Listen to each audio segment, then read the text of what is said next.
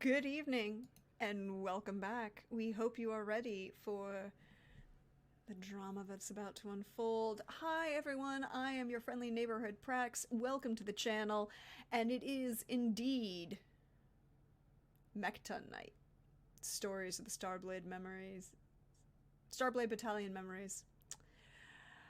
So we're gonna go around, let my wonderful, fabulous friends share who they are and who they're playing, and just a general,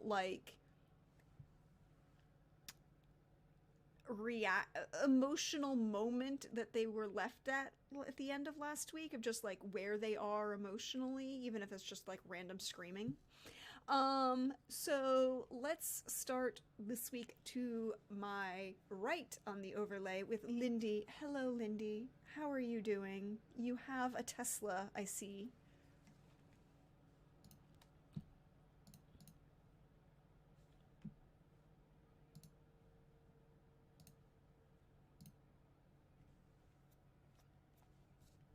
Oh, wait, are they saying that they're mute? Wait, hold on. They're saying that you're muted? Can you guys hear me? Oh, I know what's going on.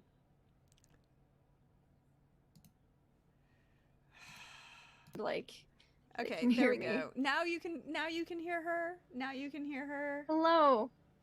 Yes, this is the attention-starved baby that I have right now, Tesla. Hi, I'm exhausted. I'm also Lindy.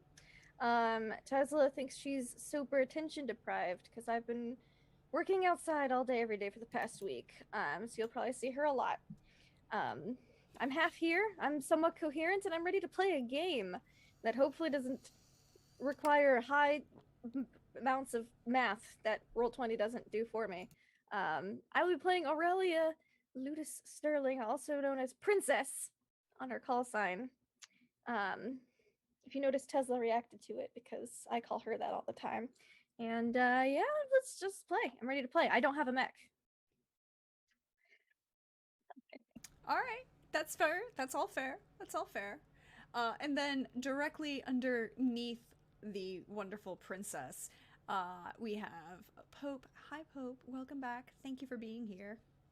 Thank you for having me. It's good to be back. Hey, everybody. Pope here. Pope World on Twitter. Pope World on Twitch. I lurk in all your streams. Today I get to play Adam Watcher Wingfield. Both he and I use he, him pronouns.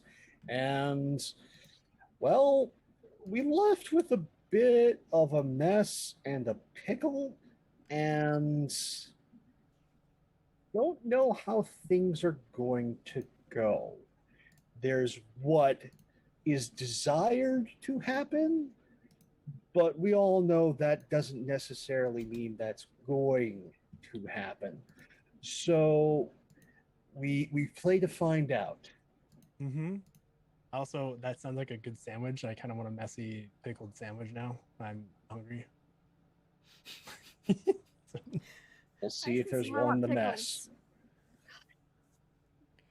Now all y'all people want pickles. You know this is going to end up happening to being a thing. It's always a thing. And then next to the wonderful Pope is the fabulous PB. Hey PB, how you doing? How we feeling? Hi, I'm doing well. I'm excited to do some more stuff in space. I'm playing Calyx, aka Leo, and my mech is called Cobalt, an amazing lion mech a la Zoids. And Calyx last left off generally annoyed, just annoyed at the entire situation. Not angry, just annoyed. Yeah, annoyed. Like, just annoyed. Okay, that's valid. That's valid. And then next up, wonderful. Hey Eddie, how we doing? How you feeling? Everything's fine. I'm fine. Nothing bad's gonna happen. Nothing at all. I mean, I'm just floating in space with a mech that's lost all of its power. Yeah, I'm sure it's gonna be fine. Yeah, I'm sure it'll be fine. Hi, I'm Eddie. I'm playing Rowan, aka Rex Rossi. And yeah, the last where we left off, my Rapturai, a very sleek looking raptor body with arms and like a think of like glowing inlays that highlight the shape and litheness of this creature as it sprinted across space, and then like took out several of these remote controlled surveillance drones, and then immediately everything went dark. Yeah, we're good. We're good. Mm-hmm. Mm-hmm. Everything's fine. And then last Totally. but never ever least, hey Lynn, how are you doing? Hey, I'm doing good. Yeah, just in that state of mind where it's like I have ingested a ton of mech stuff in like the past week, so I am ready. I'm ready to go, and I am playing Vantage Moraine, aka call sign Lightning. We both use she/her, and we're all Vantage is a little unsettled. She didn't expect people to board the ship, and she didn't expect someone to put a bomb in her mech. So. True. Little things, you know, little things. Mm-hmm. But yes, last we left off, there was an attempted incursion that was repelled, mostly successfully. There were sabotage discovered on Lightning and Leo's mechs. There was Princess managed to inform the captain that there were some perhaps complications, and also provide some backup assistance with a very useful fire hydrant in moment of assistance to the captain and Jaeger. But we have some questions.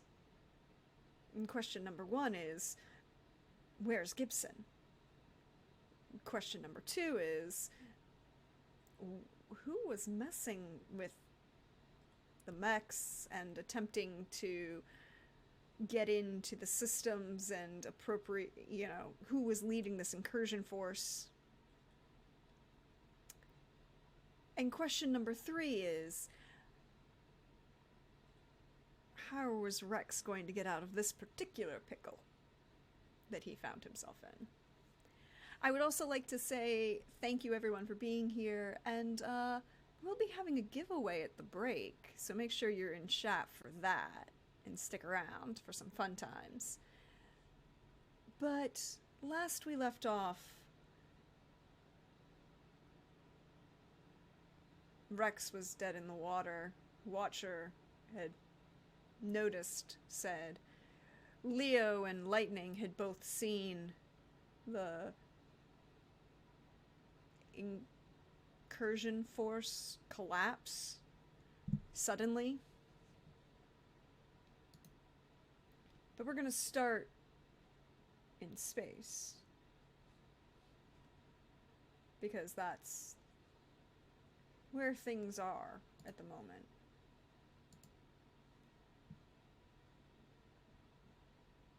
Watcher, you just destroyed this last remote drone and discovered that Rex is dead in the water.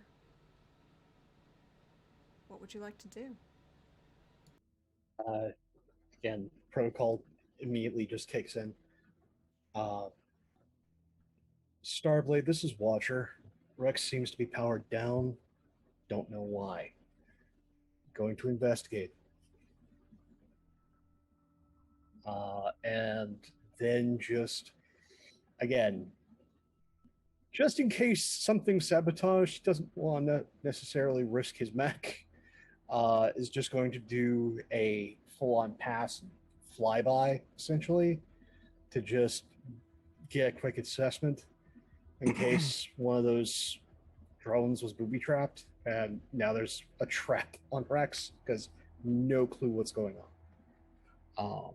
And as gets close on that pass-by, Rex, this is Watcher, do you read? Over. Do I pick up comms chatter? Like, is it close enough proximity for like internal comms, or is that still muffled? How close are you getting, Watcher? Just outside of blast radius. That's pretty far. Yeah. So here's what I'm going to say.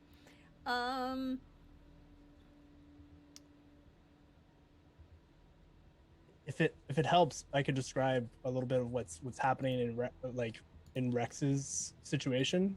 I just need to check one little thing, Okay. Just, one little teeny itty bitty thing. Well, because you describe what Rex is doing at this moment as I check something before we answer that question. Yeah, so I think like basically as soon as the power shuts down, Rex was suspended in the middle of the cockpit, and all of the virtualizations of like their surroundings and the suspension like goes into safety power mode, where it slowly just drops me to the ground. And Rex immediately says, "Oh no. Does anyone read me? Anyone pick me up? This is Rex." And then they go into like finding their survival kits, getting some tools, and they're going to try to diagnose what is going on with their mech. This is like pretty common for him, so or not super common, but common enough where he's pretty practiced in trying to fix problems with the mech. Because he still doesn't think that, or he doesn't know if there's any sabotage. When he did the check over, he didn't find anything.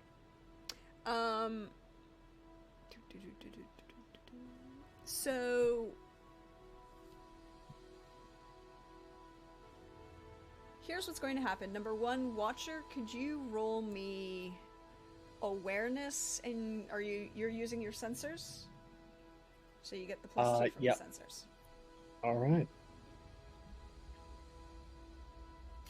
And then 23. 23.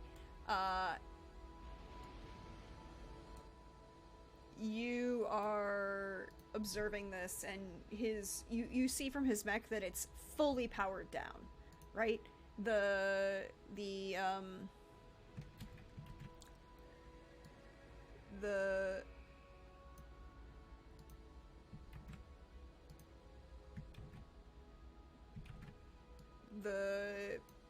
it's not even just like the whole engines are cold. Everything is, life support, everything.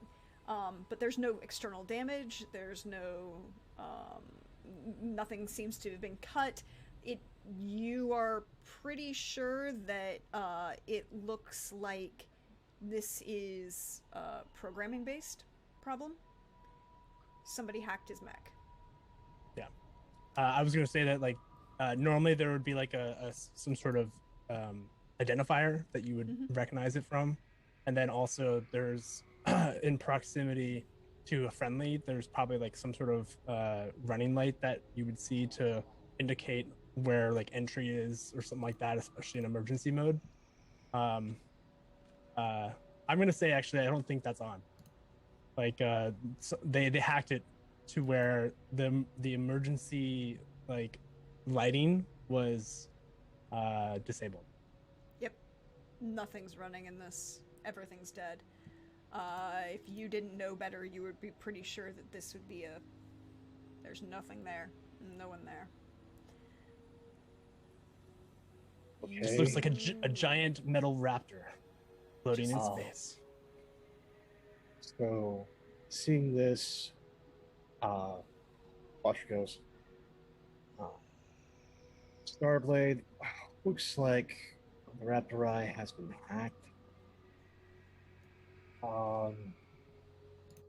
If assistance is available for Toad, that would be appreciated.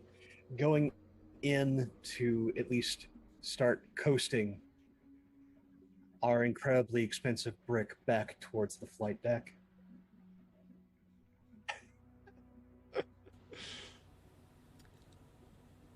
So let's pan the camera back to the flight deck, or one of the two. That Lightning and Leo, you just saw these incursion, well, who were still left alive, collapse on the ground.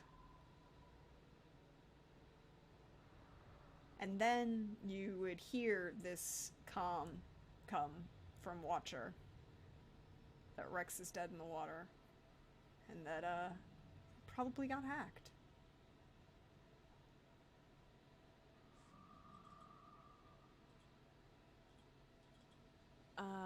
Leo just rolls her eyes. Like, of course. They got the Always entire. nice. Oh. They got the entire group then. Yeah, it seems that somebody had it out for us, I guess. Any money on who it is? I just want to find out who did it.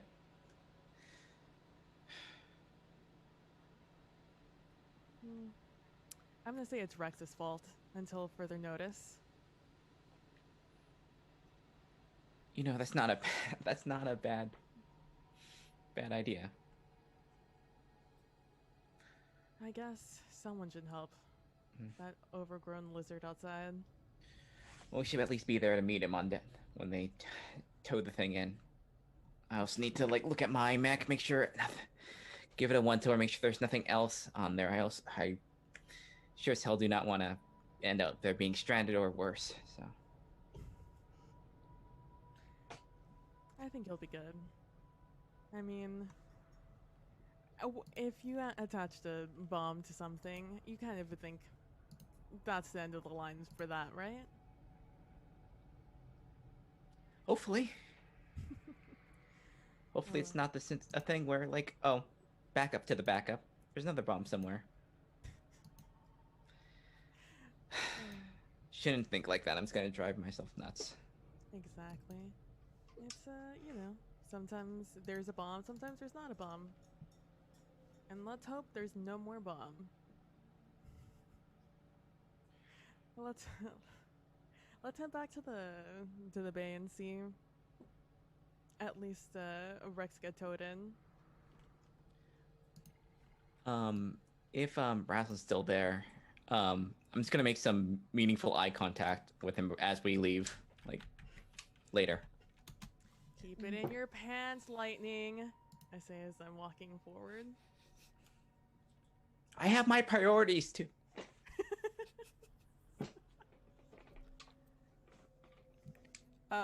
Meaningful eye contact is made, and there's nodding, and then there's awkward, not quite blushing, because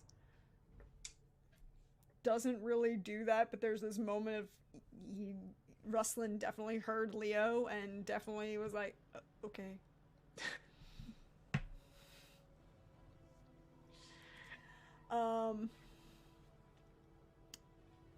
And we pan the camera further in, following the rest of this crew whose security taking apart the insides and taking apart the dealing with the remains of these incursion force up towards the bridge.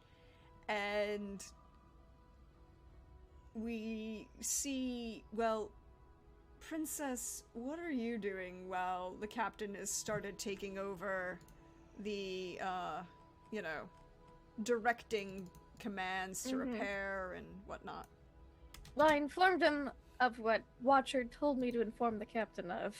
So she's clear now, but she would also inform him about the hacker and the log discrepancies. And then say something probably along the lines of, and now I should probably make sure that they're all not dead, or at least taken care of for the time being. One of them is drifting out in space? I don't know. He looks very irritated. And with just like got the data pad, and I think she just clicks it off for like the time, for like the moment, like, nope. Done looking at this data pad. Stupid hackers. And she'll make sure the captain doesn't have anything else to say to her before. Not really. The captain is very much in fully on his comms, communicating with squads across the ship, dealing with also sending communications to your floating asteroid base about the possibility of incursion on that vessel. You know, you've been targeted. He wants cybersecurity up on the bridge immediately. He wants everyone doing a full pinpoint sweep, all mechs powered down, everything powered down, going through it with a fine-tooth comb.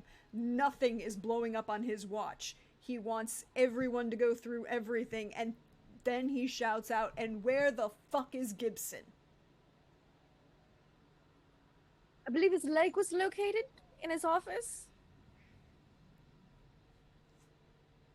I need him, not just his leg. I'll keep my eyes outside. Yeah, go deal with Rex and whatever happened with that. God, the man lost me another 20. Just sighs and walks down the corridors, stepping over. I imagine there's like a small puddle of like just brains and splatter. She just gingerly steps like around and over it, and if a little gets stuck on her shoe, she can like takes a second, like wipe it off on, like a clean part of the tile, and then keeps going. So Jaeger has begun coordinating with the other mech teams and blades to start going through a very precise control analysis of all of the mechs on board, where everyone else is at.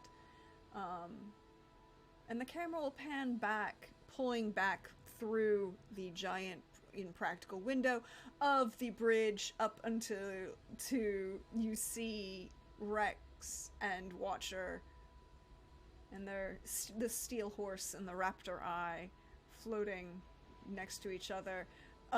Watcher, you have comms. Rex, you can hear what Watcher's sending, but you can't break. He's not moved close enough for him to break out of your dampening field caused by the mech. So I can hear, but I can't necessarily send out. Got it. Well, Rex is going to try to do whatever he can and like kind of last minute use the pod, or try to make sure that's an option, but then also gotta get this thing back up and running. Hopefully someone's out there. My dear Rex, that's a jury rig. Oh, okay. Because it's not full mech repair, because you're not repairing the full thing. You just want it on enough to... Yeah. There is this thing called luck. I just want to state it. Yeah, and do we have a pool still? Yes. Seriously? And a reminder to players, your personal pool refreshes each session. So you get all of the luck back that you spent from your personal pool at the start of each session. And the kind folks in chat have already given you 3.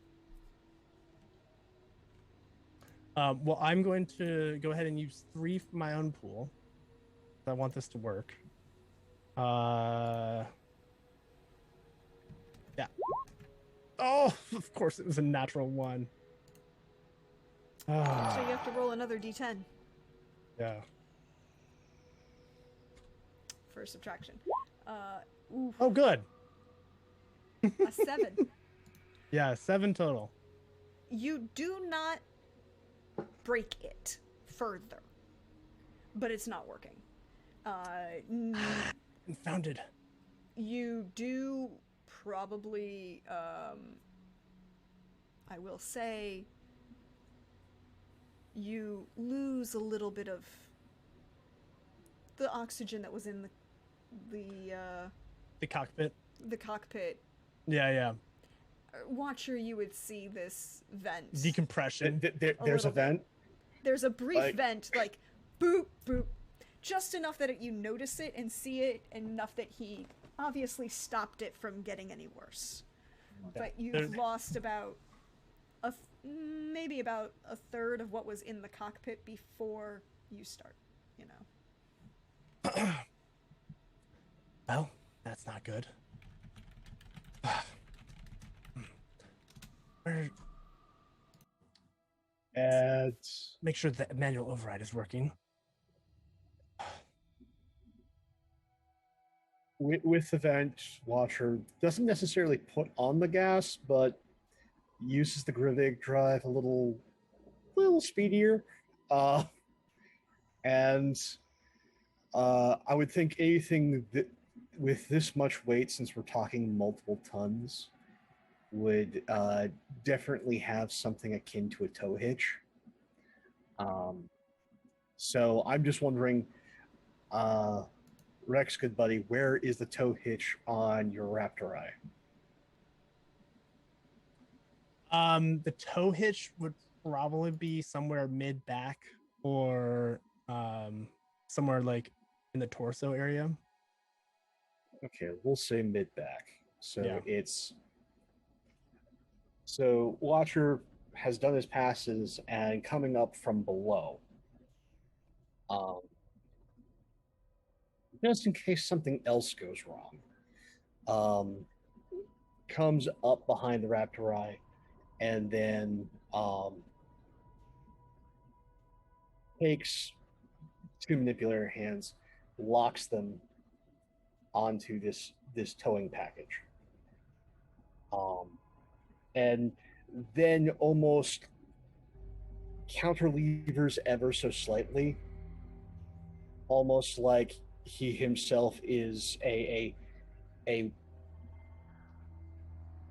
little gurney wagon to wheel him back, as it were, towards the Starblade. Be conscious of the paint. Yeah, the chief, or otherwise the chief will get at you. Yeah, and I think this is roughly around when. Let's make sure I have a good source of oxygen. Sorry, girl. I'll be back for you soon. And Rex is going to go and try to manually activate the vehicle pod. Wait, so you're gonna try and activate the vehicle pod while someone else is towing the main aspect of your mech, and you would have felt that, by the way. Okay. You would, yeah, look, you were dead in the water, and something is now moving you. You Sure. felt the inertia. You felt the movement, and you've heard Watcher. You know he's Yeah. there. So I would say like it's more of like seeing if I can activate the systems to get oxygen. okay, ooh. So then this would be another Would it be jury rigging? this would be a repair. Repair? Okay. Mech repair. Because you are repairing the system. You're not just trying to get it started. Which is you're mech actually trying to tech, fix. right? It's Yes, it's mech tech. Yeah, Okay. mech tech. That luck, man. Unfortunately. I still have plenty, so I'm gonna go ahead and use another 2. Mm-hmm. Just chat hope is I good. don't.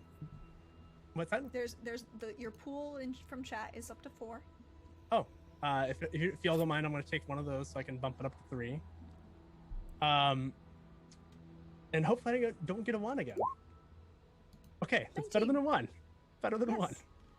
That's a lot better than a 1. You can ascertain that you can get oxygen flowing, And I get comms. and you can get The 19. short range comms. Okay, so like You can't communicating get with all the way Watcher, back to maybe. you can get to you because basically what you can do is he's now close enough that he's picked up, he's hitched to you, that it's Right. like you can use the connection point as the antenna from your own. It's still not Sure. broadcasting out from your main thing, but it's close enough that you can kind of ping to him from your skin suit. Like most systems are dead, but that still has a connection port, and it goes to the pod as well as the cockpit. Yeah. So it's like I can communicate to any ship that connects to that hitch. Mhm. That makes Yeah. sense. All right. So Watcher, you here? Watcher, are you there? Yes, Rex, I'm towing you back to the Starblade. Don't sound so despondent. I mean, yes, obviously this sucks, but is everything okay? Is everyone okay? I went dead right as I got to the drones. So far, I don't hear any cursing or screaming from my comms, so I think everything is relatively fine. That's good. Now, don't try and turn anything on while I'm dragging you back. Let's get you in, get you out, and then we can do a diagnostic. I've got basic life support and, well, got comms through you, so I'm good to go for now. All right. Just hold tight. Thanks for coming, Watcher.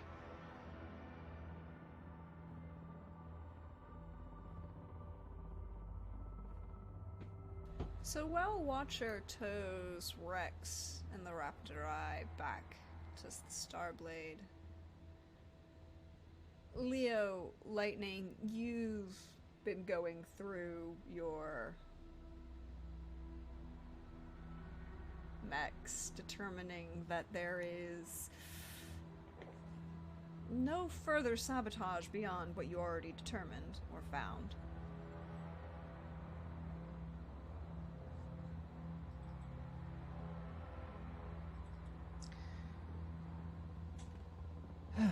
All right, that's went through this damn thing at least twice. If there's anything wrong, I'd be sure. A damn surprise to me.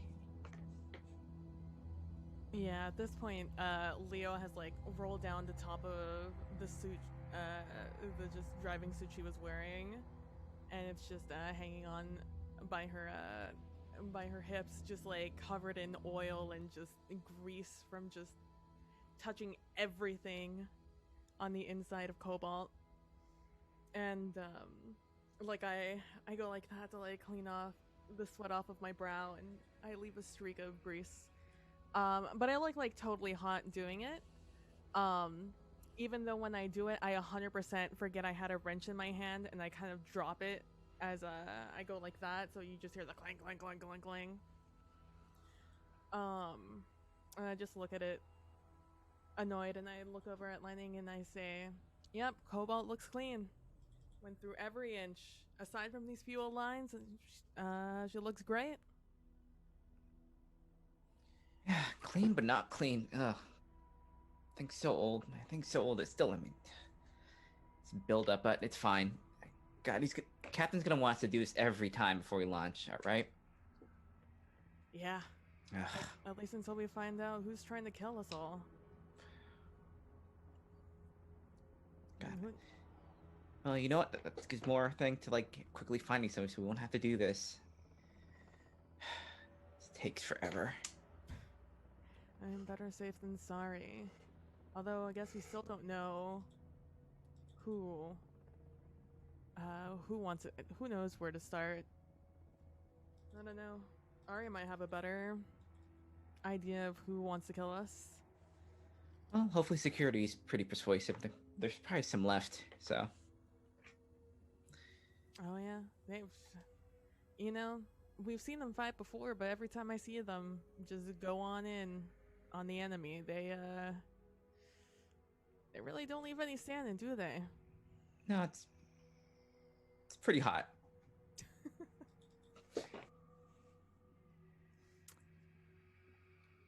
Yeah, I could see the appeal, I guess.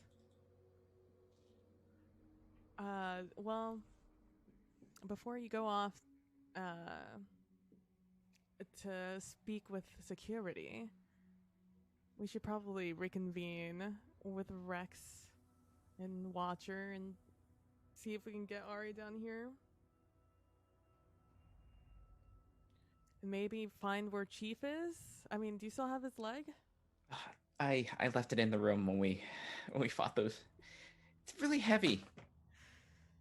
Ooh. It's fine. Well, we didn't touch it. It was just there. It was just on the ground.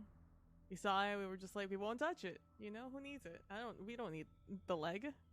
If Chief asks, we'd never touched it. Certainly. Yeah, they'll. I'm pretty sure they'll pass. Yeah, exactly. Although, I mean, how far do you think Chief could get with only one leg? Chief's tough. I wouldn't put him past him to be surprisingly like agile when he needs to, especially when he's mad. Oh, especially when he's mad. Well, I look down at like my arms just full of grease and such, and I'm just like, well, I'm just gonna go see if I can take a quick shower before Rex gets towed in. And like I put an ear out to see if I can hear any like creaking of a mech being towed outside. Probably not, because I'm betting the sound of the engine is going to drown it out in general, but if you're listening for things, could you roll me an awareness, please? Sure. I like to imagine that like there's this cacophony of engine sound, and then you just see like the mech slowly drifting towards you in this like ominous like whoa. 21. You don't hear anything beyond, you know, the sounds of the engines of the Starblade, the engines of the rattling of sounds of people going through their own gear, stripping up, you know, cleaning out the mechs.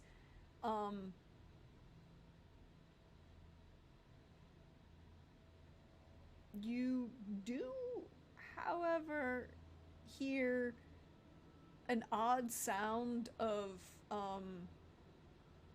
somebody walking awkwardly. Curious, is that like a shuffle, like or it's like No, it's like there's a firm step, and then there's like a kind of placement of something that's probably like a jury-rigged crutch of some sort. Which direction am I hearing the sound relative to me? A little bit of a hobble. Relative to you, it would probably be forward on the ship, coming towards your direction from one of the side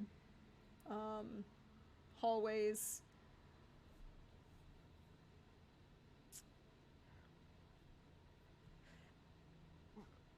Hypothetically,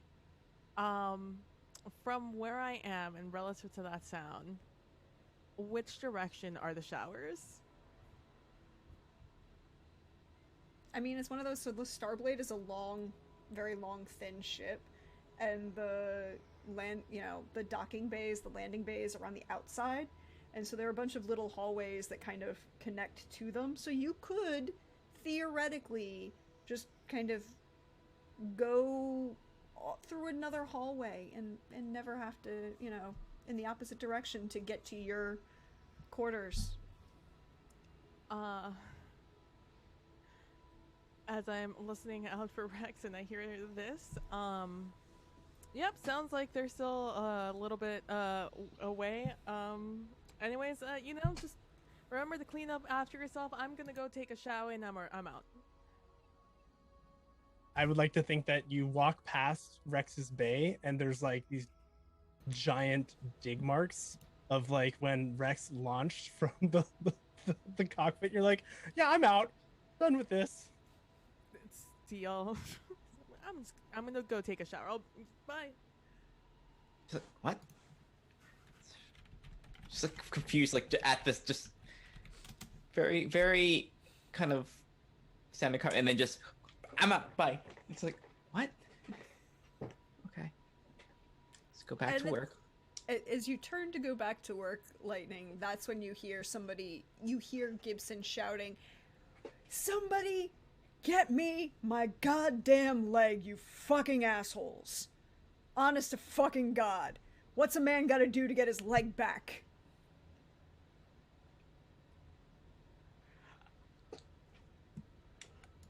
We're safer outside. Yeah. Rex. I think like over with the chatter watchers like piping this through, and I'm just like, I'm just not gonna touch that. I'm so glad to be here now. Oh, it's just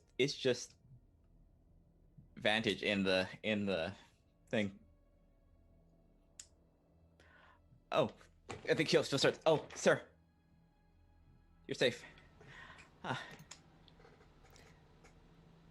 Yeah, that was a thing. And he kind of looks at you and does that evaluating look. Where's my leg, Lightning? About 3/4 of the way down the main corridor, I think. I mean, everything just went by so fast, and people attacked, and we charged after them. And thankfully, they were stopped, but I think I saw your leg over there.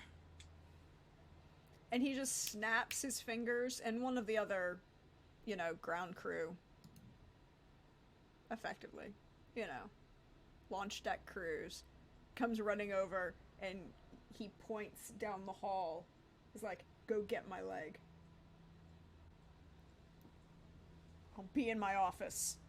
And he turns and stomps awkwardly. He looks to be using like a piece of support, a strut support for like an internal pipe as a crutch, and it's awkward because it's not long enough for him, but it's just enough that it's very obvious. And it's very obvious that this is a man who has had to work around his disability before, and so he's used to it, but it's still uncomfortable just based on the height differential. It's not really working. The entire mood of the flight deck is, chilled significantly as Gibson works his way back towards his office. And then just as he gets to like the door that would lead off of the land, the docking bay, and into the little hallway that connects the two docking bays where his office is, he goes, and he kind of turns and says, "And somebody tell Rex he's polishing my damn floor," and turns and walks into his office. I think as soon as she hears Gibson, she's like, "Oh no, I'm in deep shit," and then she hears that, it's like, "Oh, at least there's someone in front of me for that wrath." Yes. And I think it's like, this is like a common thing that happens with you, where like you get in trouble, but then Rex is always like one above you, and that's one reason why you're like the relationship is so solid.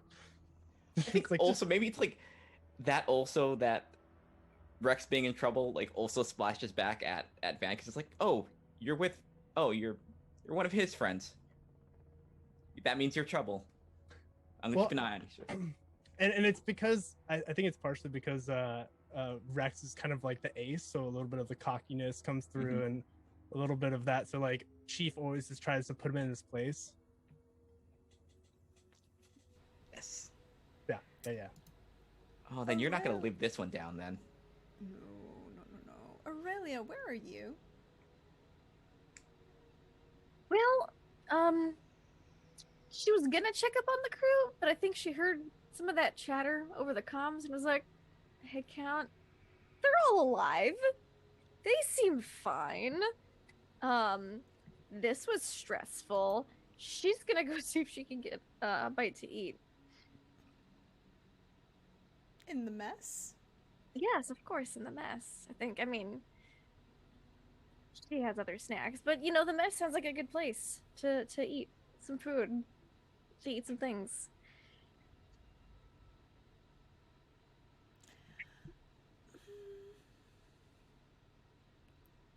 So I just have one other question for you.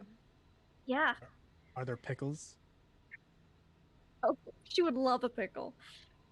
Well, there are probably pickles. Could you roll me an awareness, please?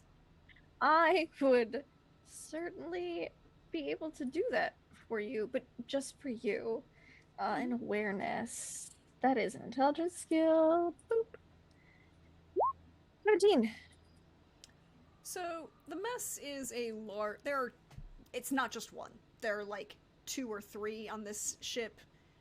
I mean, this is a large colony world, repurposed vessel. There were, there's the forward mess and the aft mess, and then there's the officers mess. You're probably headed to the forward mess coming from the bridge. Yeah, probably. I mean, you're fancy, but you don't get invited to the officers mess very often. Yeah. She doesn't understand why it's not more often, but she's not gonna, they probably just forget. Mm-hmm. But it's also a standard on a vessel like this, particularly, if you happen to have any knowledge of American aircraft carriers and such things, that messes also double as entertainment venues. Mm-hmm. And it's late enough, so food is still available.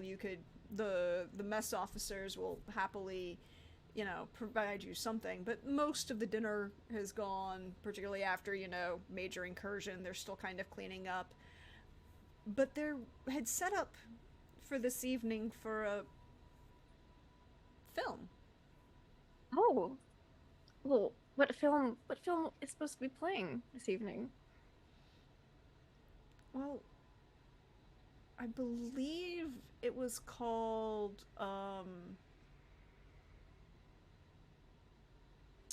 what was the name of it? It was really, really kind of schlocky, dinosaur planet, mech battle. This blonde who ends up captured, but she ends up being the lead star of the thing. What was that called, Wendy? Oh, it was like some odd number of years BC. Sorry, there was a large crash. I don't know if y'all heard that, but No, we can't hear that in space. Yes, no one can hear anything crashing in the living room in space. Gosh, let's say like 50,000 BC. Let's just say that off the top of my head. Yeah, There dinosaurs. are a couple people watching this film in here as you enter. Mm-hmm. She recognizes this film. Yes, it's a very, cult kind of classic. It's a little young to be a cult classic, but it's growing in popularity. It's growing. The cult will expand around this classic that just so happens to star me. Yes. Yes. But as you enter this movie's got report cards. This one would definitely rank B. So it's pretty good. It's a solid it's not B. going to destroy your GPA. B. Yeah. Good solid B.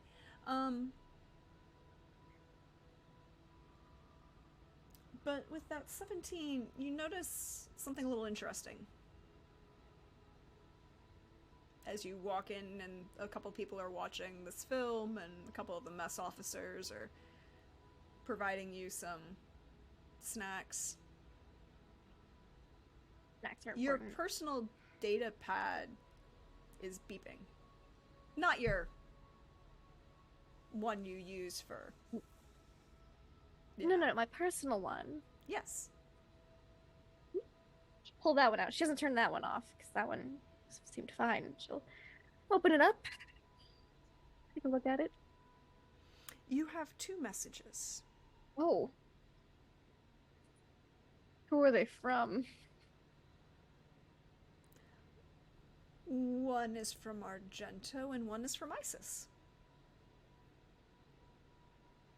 Oh, let's read the one from my handler first, because in case it's like meh, because then I have the pick me up from my husband's message. Hopefully, we'll start with Iris.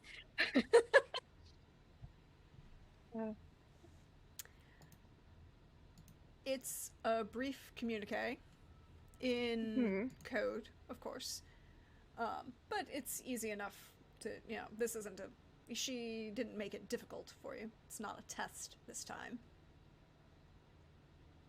Test. Or is it? No, we're not going to overthink this. No. There have been complications.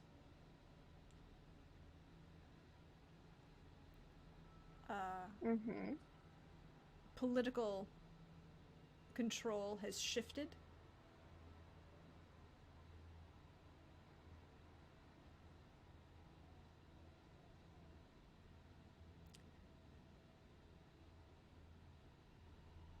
Be careful.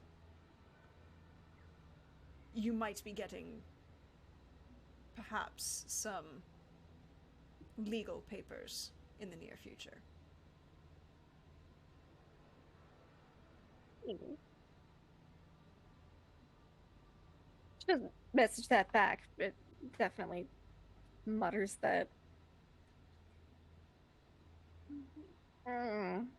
Thus. Okay, what does my husband have to say? Well, it's from your husband's, personal email. It's not from him. It's from his lawyer. Oh. No.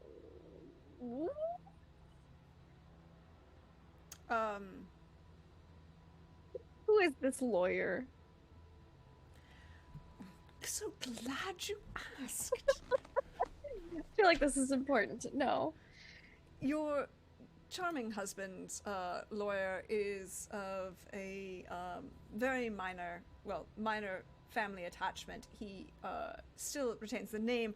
He is Saito Arasaka. Oh. But he's of an offshoot clan, not the main Arasaka family.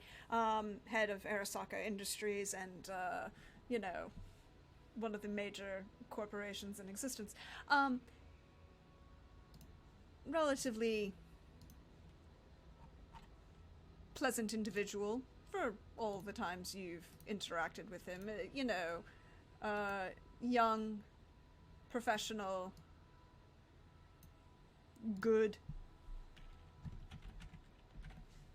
Okay.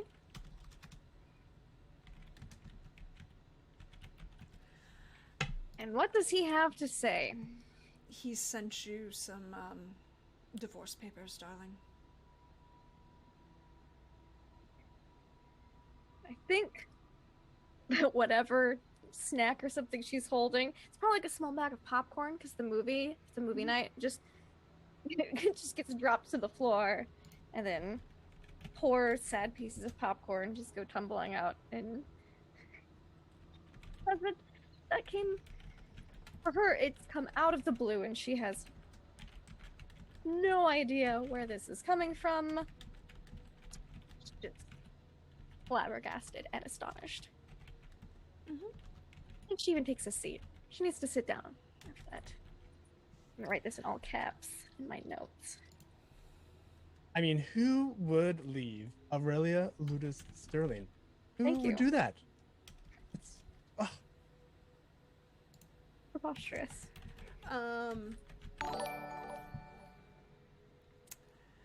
And on that, we're gonna pan back outside. Watcher, you're towing in Rex. You're about 2/3 of the way there. I'm assuming you're going a little bit slower so as to, I do not want to put stress on either of these mechs unless I absolutely have to. Slow and steady as it is, good. if it I would like, just because I think this is how Rex would do things. I think Rex would try to,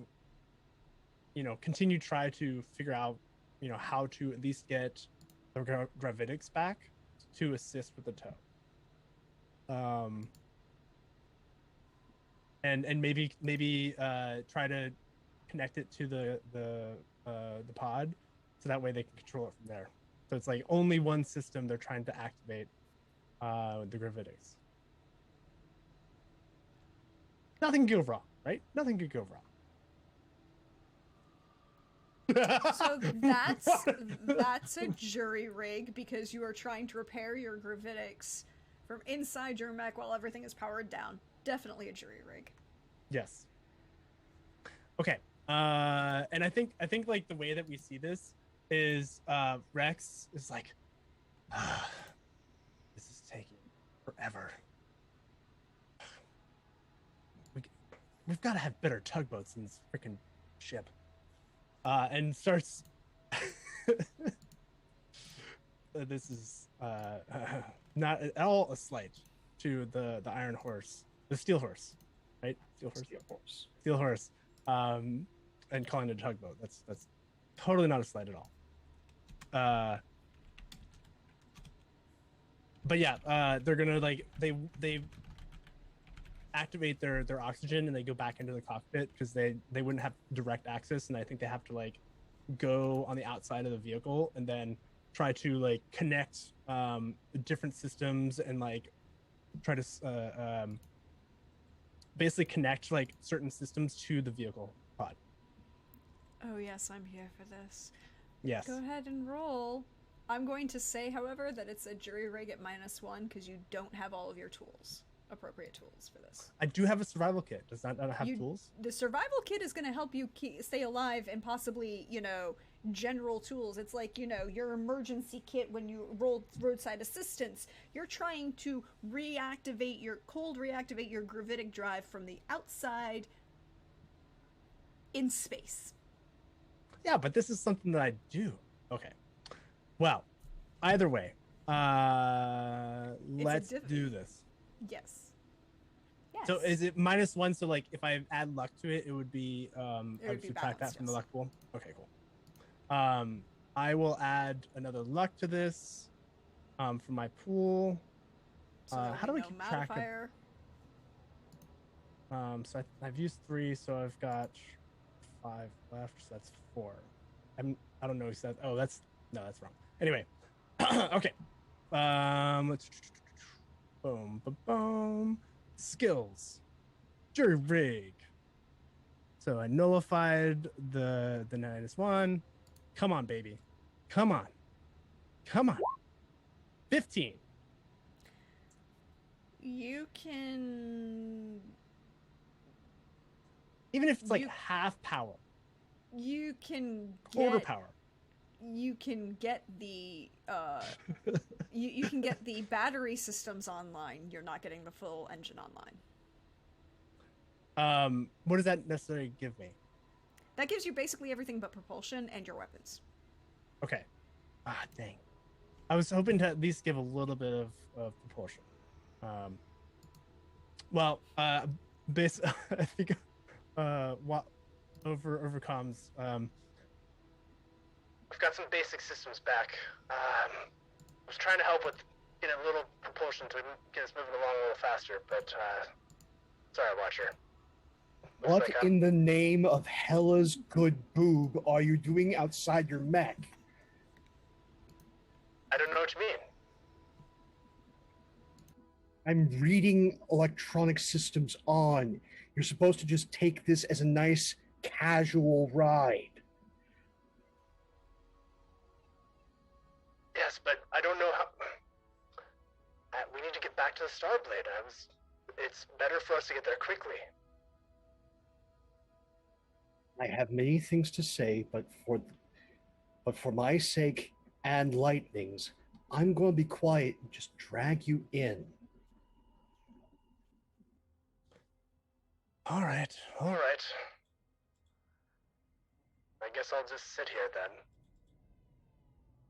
That has been the point since this process started.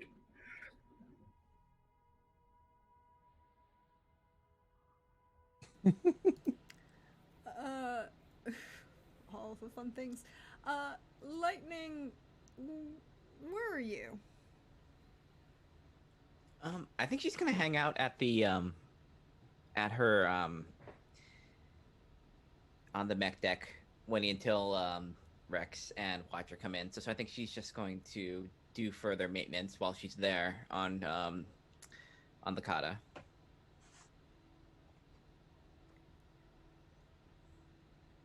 Your personal comm starts beeping. She'll answer it. Or check who it is. Well, I mean, again, this is your long range comms, so this is like basically email. Although you can get video recordings that you can send with this. Xavier sent you a message.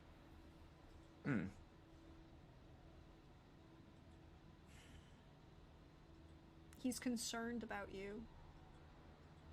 He's heard that you've fallen in with a bad crowd.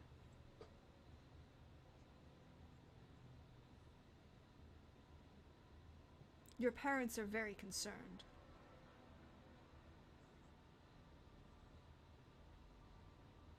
Perhaps if you came home, we could arrange for a more appropriate individual. Really? Ravagers? Advantage? You are so far above this. I think her eyes get like. Oh wait, that's right. I sent that picture last.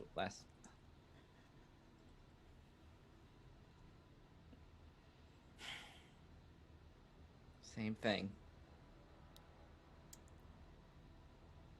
We're just concerned about you, baby sister.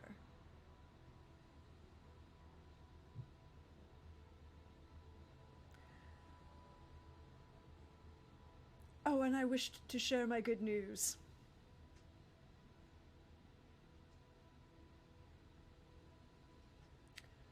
You must come home soon because there will be a wedding in the near future.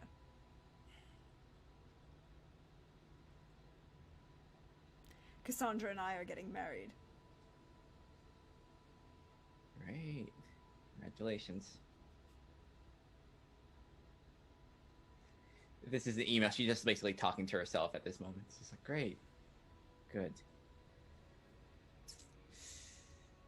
Nothing like family gatherings.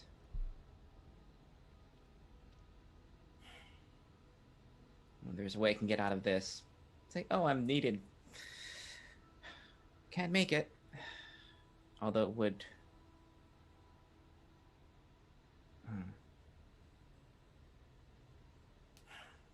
Wait, I'll think about it later.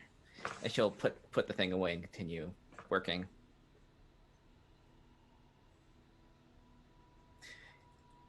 You know what? She's gonna send a quick response. Like, I know what I'm doing. It's a little longer than this, but it's like it amounts to like, I know what I'm doing. Congratulations, and you know what? Russell and I are happy.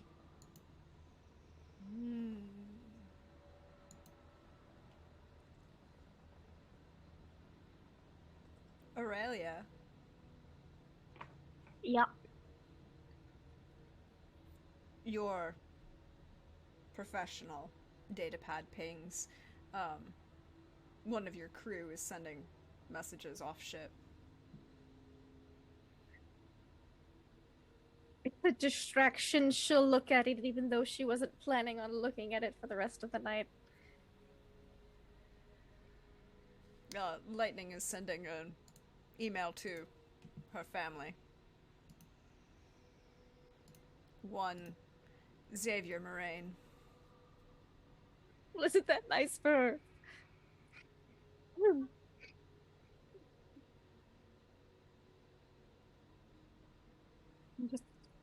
I don't even say anything about it. That's fine. Lightning can message whoever she wants. Family. That's nice. Nice to be remembered by your family and not divorced by your husband, but it's fine.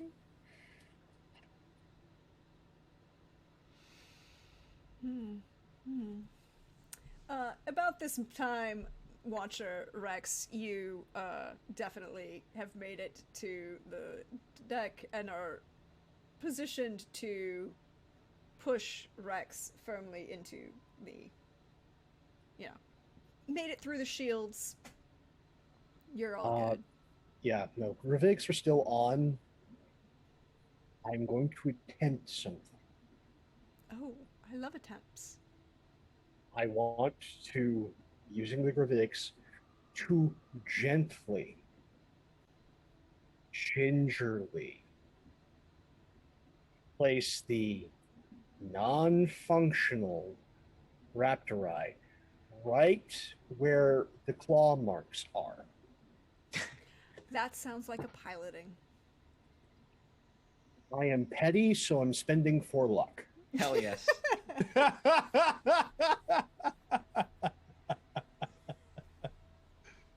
I love it. It's good. It's good. Damn. 41. What the Perfectly put in the hole. Double crit. Yeah. Perfect. Describe this. Just tell me how this looks. Tell me what this looks like. How spiteful is it? Gets through the shields. Engine, again, Gravic engines, I'm just thinking it's like the loudest subwoofer in existence. So this dubstep machine of a mech is just gliding through the flight deck because he's the ace pilot, so he is not just anywhere. He's in the center. The very center of the flight deck is his hangar. And so gliding over from wherever they entered, but because the ship's in motion, it's probably on the edge. So just going through the hangar, blaring as this loud racket, and then to take a parlance from commercial pilots of old, I am going to stop him on a dime and give you 9 cents change. As the claws land right in the grooves and just perfectly there. So no repairs can be made until his mech is fixed.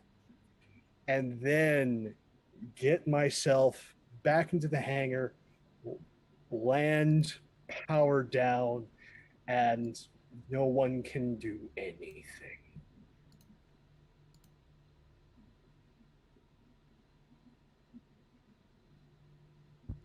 So, Lightning, you see this.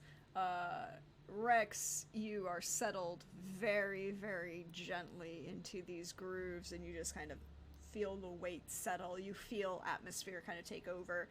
The false gravity of the ship is, I imagine that I was actually, as soon as we came into the Starblade shield, I was hanging off of the to add to that 41. Like, it was so smooth that Rex felt comfortable going on the outside of the mech and getting ready with the lift wire to go down, and just nods in respect to Watcher. It's a good landing, Watcher.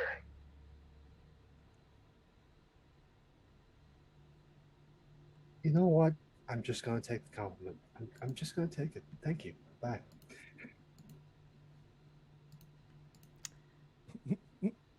It's like, go ahead. It's like he's not on the comms. It's like he never left. Well, thanks, Watch, for bringing his pain in the ass back home. Now, what's with the language? I'm just here to help out. Oh yeah, you're here to help out.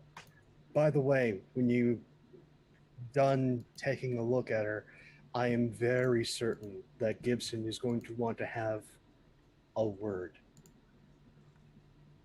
Oh, I heard. I already heard the word. Yes. That's pretty standard. sure to talk to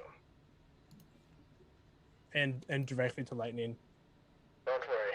I'll make sure that he doesn't come after you. Fine, I'll be there in a second. I have something to drop off to you, anyways. Yes. Hope it served you well. Might have to get me one of these at some point. Although I can't. I certainly don't want to take away the loner, sword-wielding, brooding pilot thing away from you. Don't worry. There can be two. I'm contractually obligated. There can be only one. I'm pretty sure that's Gibson's nightmares too. Oh, I'm so glad you all got that. That was great. All right. Anyway. So while this is happening, Leo, you hit your quarters. They're kind of small, very utilitarian. I actually put a picture of them in the NPC doc. You know, bed. Some have a little bit of green space if you wanted, you know, grown on hydroponics, shelves. So basically a locker. But they're private. You can have personal quarters. And there's a sonic shower. Not really a hydro. Good enough. Gets the job done. I just shake out my suit and let it do its cleaning thing, and I'll just head in and take a slightly longer than normal shower, but still pretty speedy, pretty quick.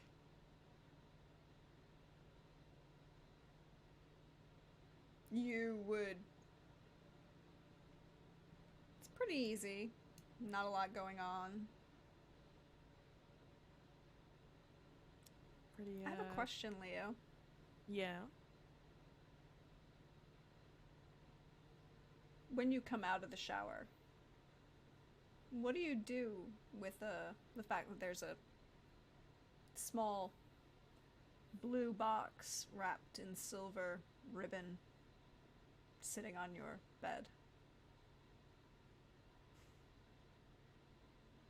I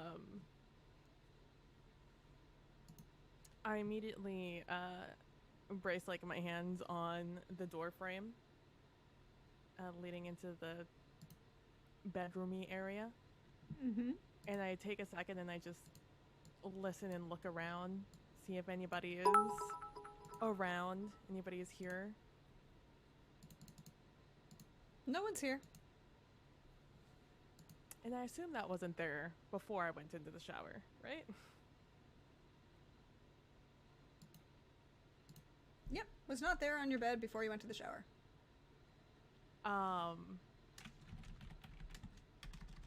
I will still a little jumpy from the last time I was in the room alone. I go under the counter and grab another one of those small pistols. That's just there, you know, you never know. And I walk out and I slowly approach this box. I even grab a random chopstick I still have left over and like I poke at it a little bit to see if it'll do anything. Doesn't seem to do anything. Just a very distinctive 3x5 blue with a sterling silver white ribbon around it. I slowly put down the pistol on the bed and lean down under the bed and grab a slightly larger knife. And I start to take or to flip it open or to cut whatever is holding the top off. Mm-hmm. You know, just a little ribbon that goes around 4 sides, tied in a neat bow. And I just flick off the top afterwards, and then I see what's inside. Little box. You open it. There's a small data chip.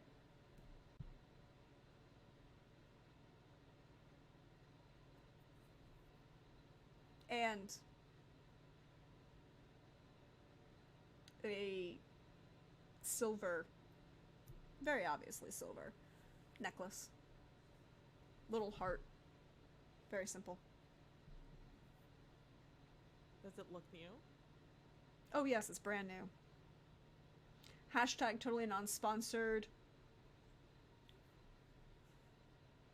But even in the year 2181, Tiffany's is a distinctive look.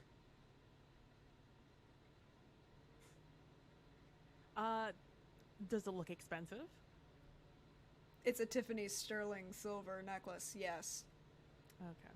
Just making sure. I have to make sure. Well, let's rephrase that. Is Tiffany still the bee's knees in 2181? Tiffany's will always be Tiffany's. Also, that's from Earth. That's from Earth. That is the other point. It's from Earth space.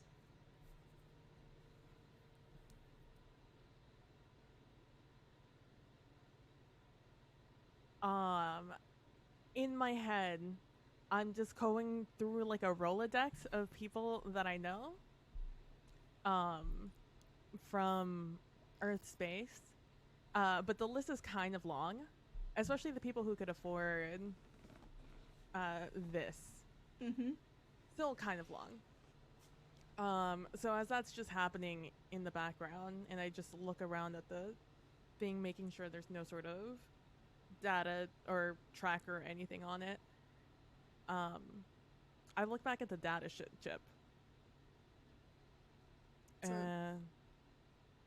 Just a plain receptacle data chip. I go back under the bed and I pick up one of my burner data pads that's not really connected to anything.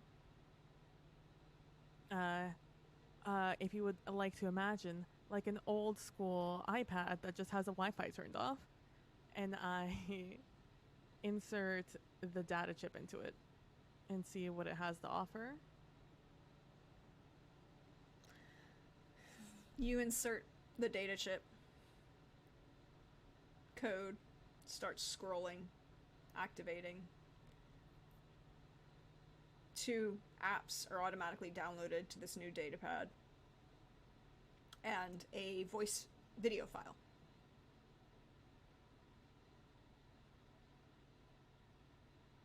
I click on the video file first.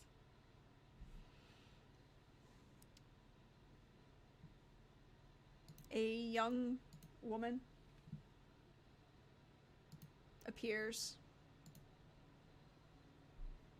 Looks really similar to you. Rounder face, dark hair, dark eyes, light tan. Latina. In a gorgeous white wedding dress.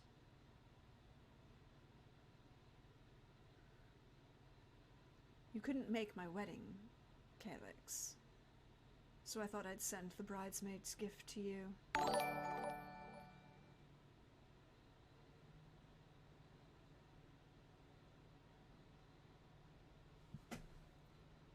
I scrub back in the video and I watch it back a couple of times. Sometimes just in a slower motion to see if there's any artifacts on the video that would like give away that it's the 21st century version of a deep fake. That's a programming? I would think that would be programming, right? Sure. Mm-hmm. Hold on. Looking. Oh, there it is. It could be programming or hacking, I would say. Programming or hacking. We'll go with programming. 16. There are no markers that you can find on this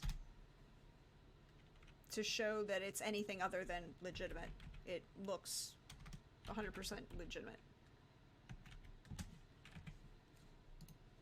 I immediately go and check the other things that got downloaded onto the pad. One is a file of wedding pictures.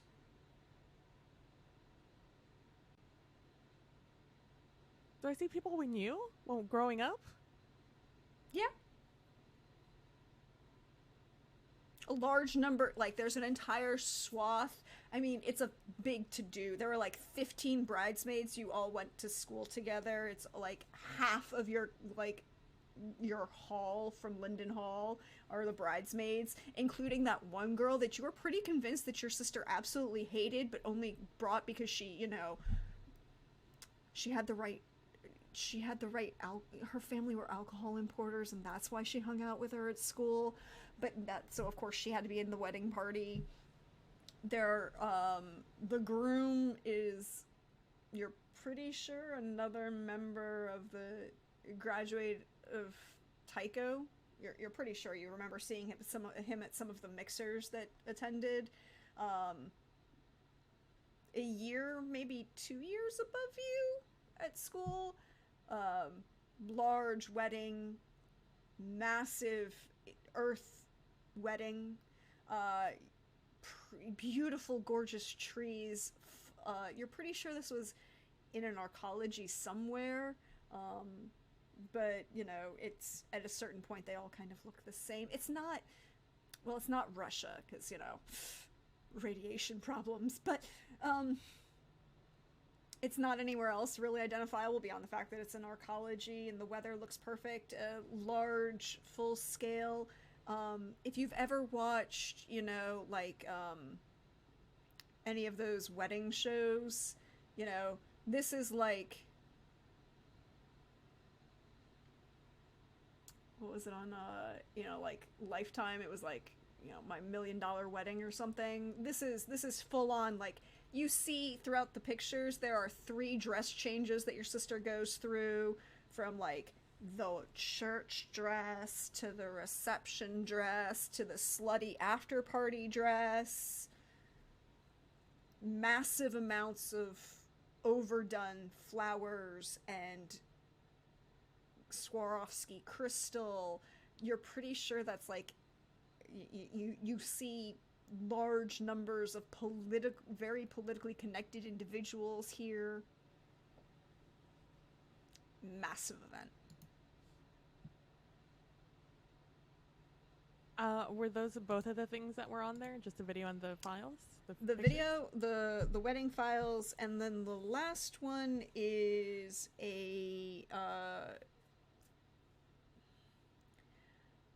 basically a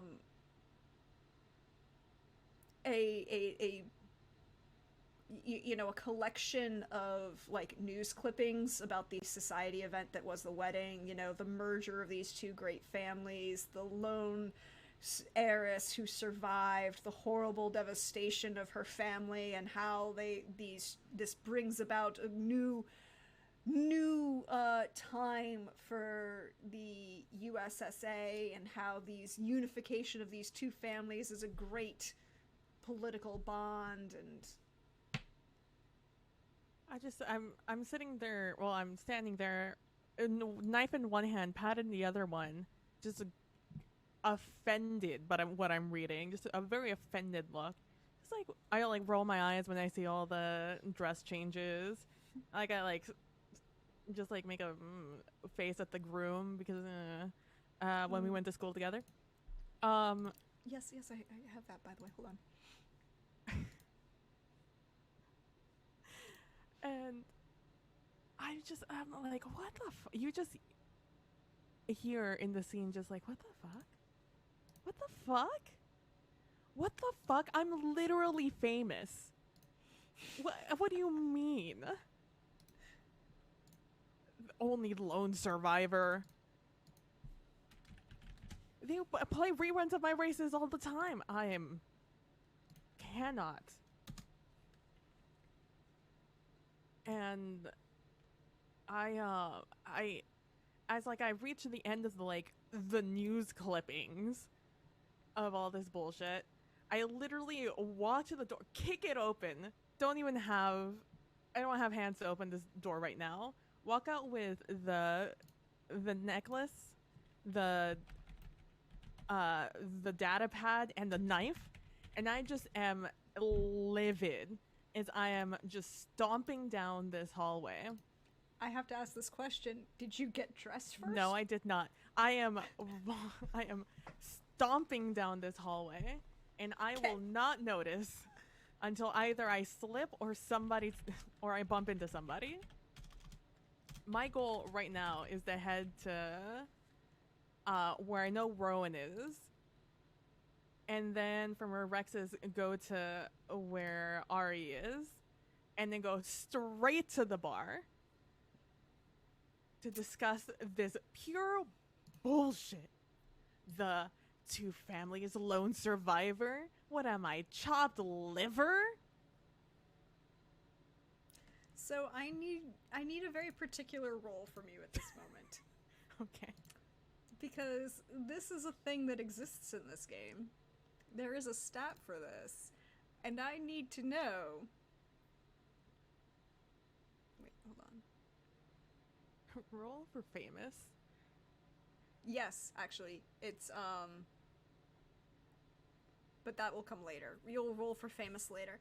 I need you to roll intimidation as you are striding purposely down the deck of this ship with a knife in one hand, butt-ass naked. Let's see. Hold on. Just gonna check over here. How many points of that are? Okay, we're gonna go back over here. You know, when you travel through space with folks for a long period of time, you start to see certain things, you know, small communities. Well, there are a couple people who just kind of go, nope, I'm not dealing. This is a level of crazy that I'm not dealing with at the moment. I'm good, and just turn around and walk the other way. There are a couple people who kind of give you the once over because you're a very attractive woman striding purposely with a knife down a metal hallway. Some people are into that. Some people are into that.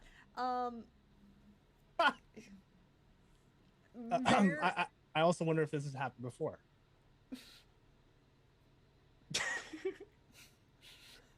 Well, I'll hold an answer on that question, but we'll pull into Leo arriving at where Princess has kind of commandeered her, sent a message to everyone, or who did you send the message to particularly, Aurelia? Oh, to Rowan and Calix.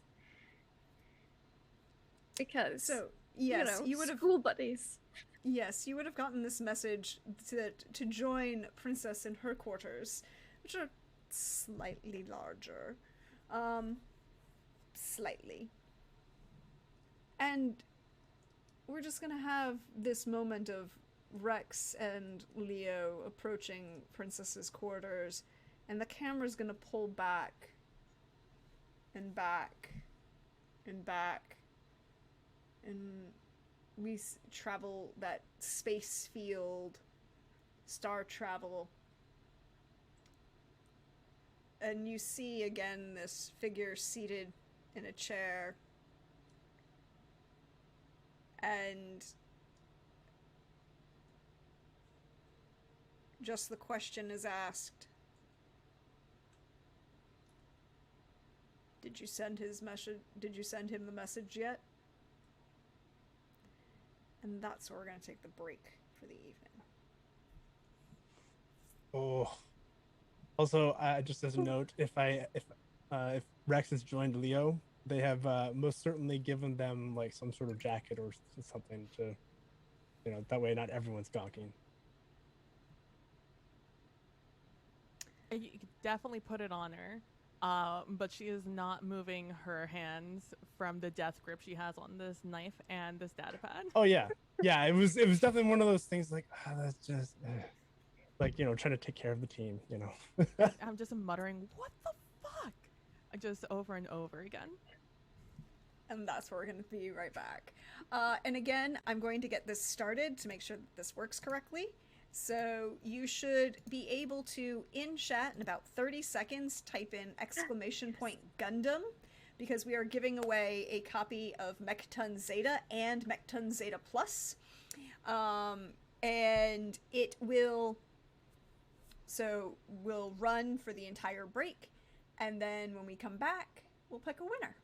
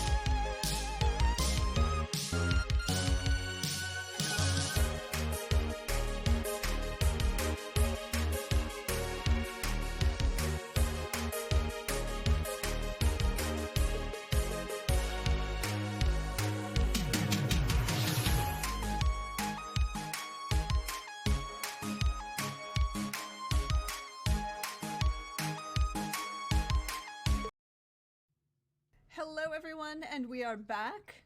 We are time for some more fun time drama, but first we have a winner to pick. Yay! Hawkeye, you won! Please message me, message me on, and let me know an email so I can let, our friends at Talsorian send you your wonderful new books from our, from Mekton and Mekton Zeta and Mekton Zeta Plus. But when we left off, there was a, Aurelia had invited Rex and Leo for some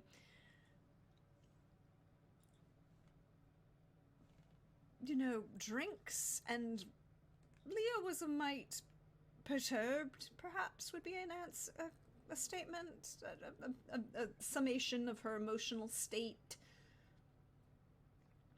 I think. But we're gonna pick up in Aurelia, Princess's quarters. They're a little bigger than the normal quarters, but not by much.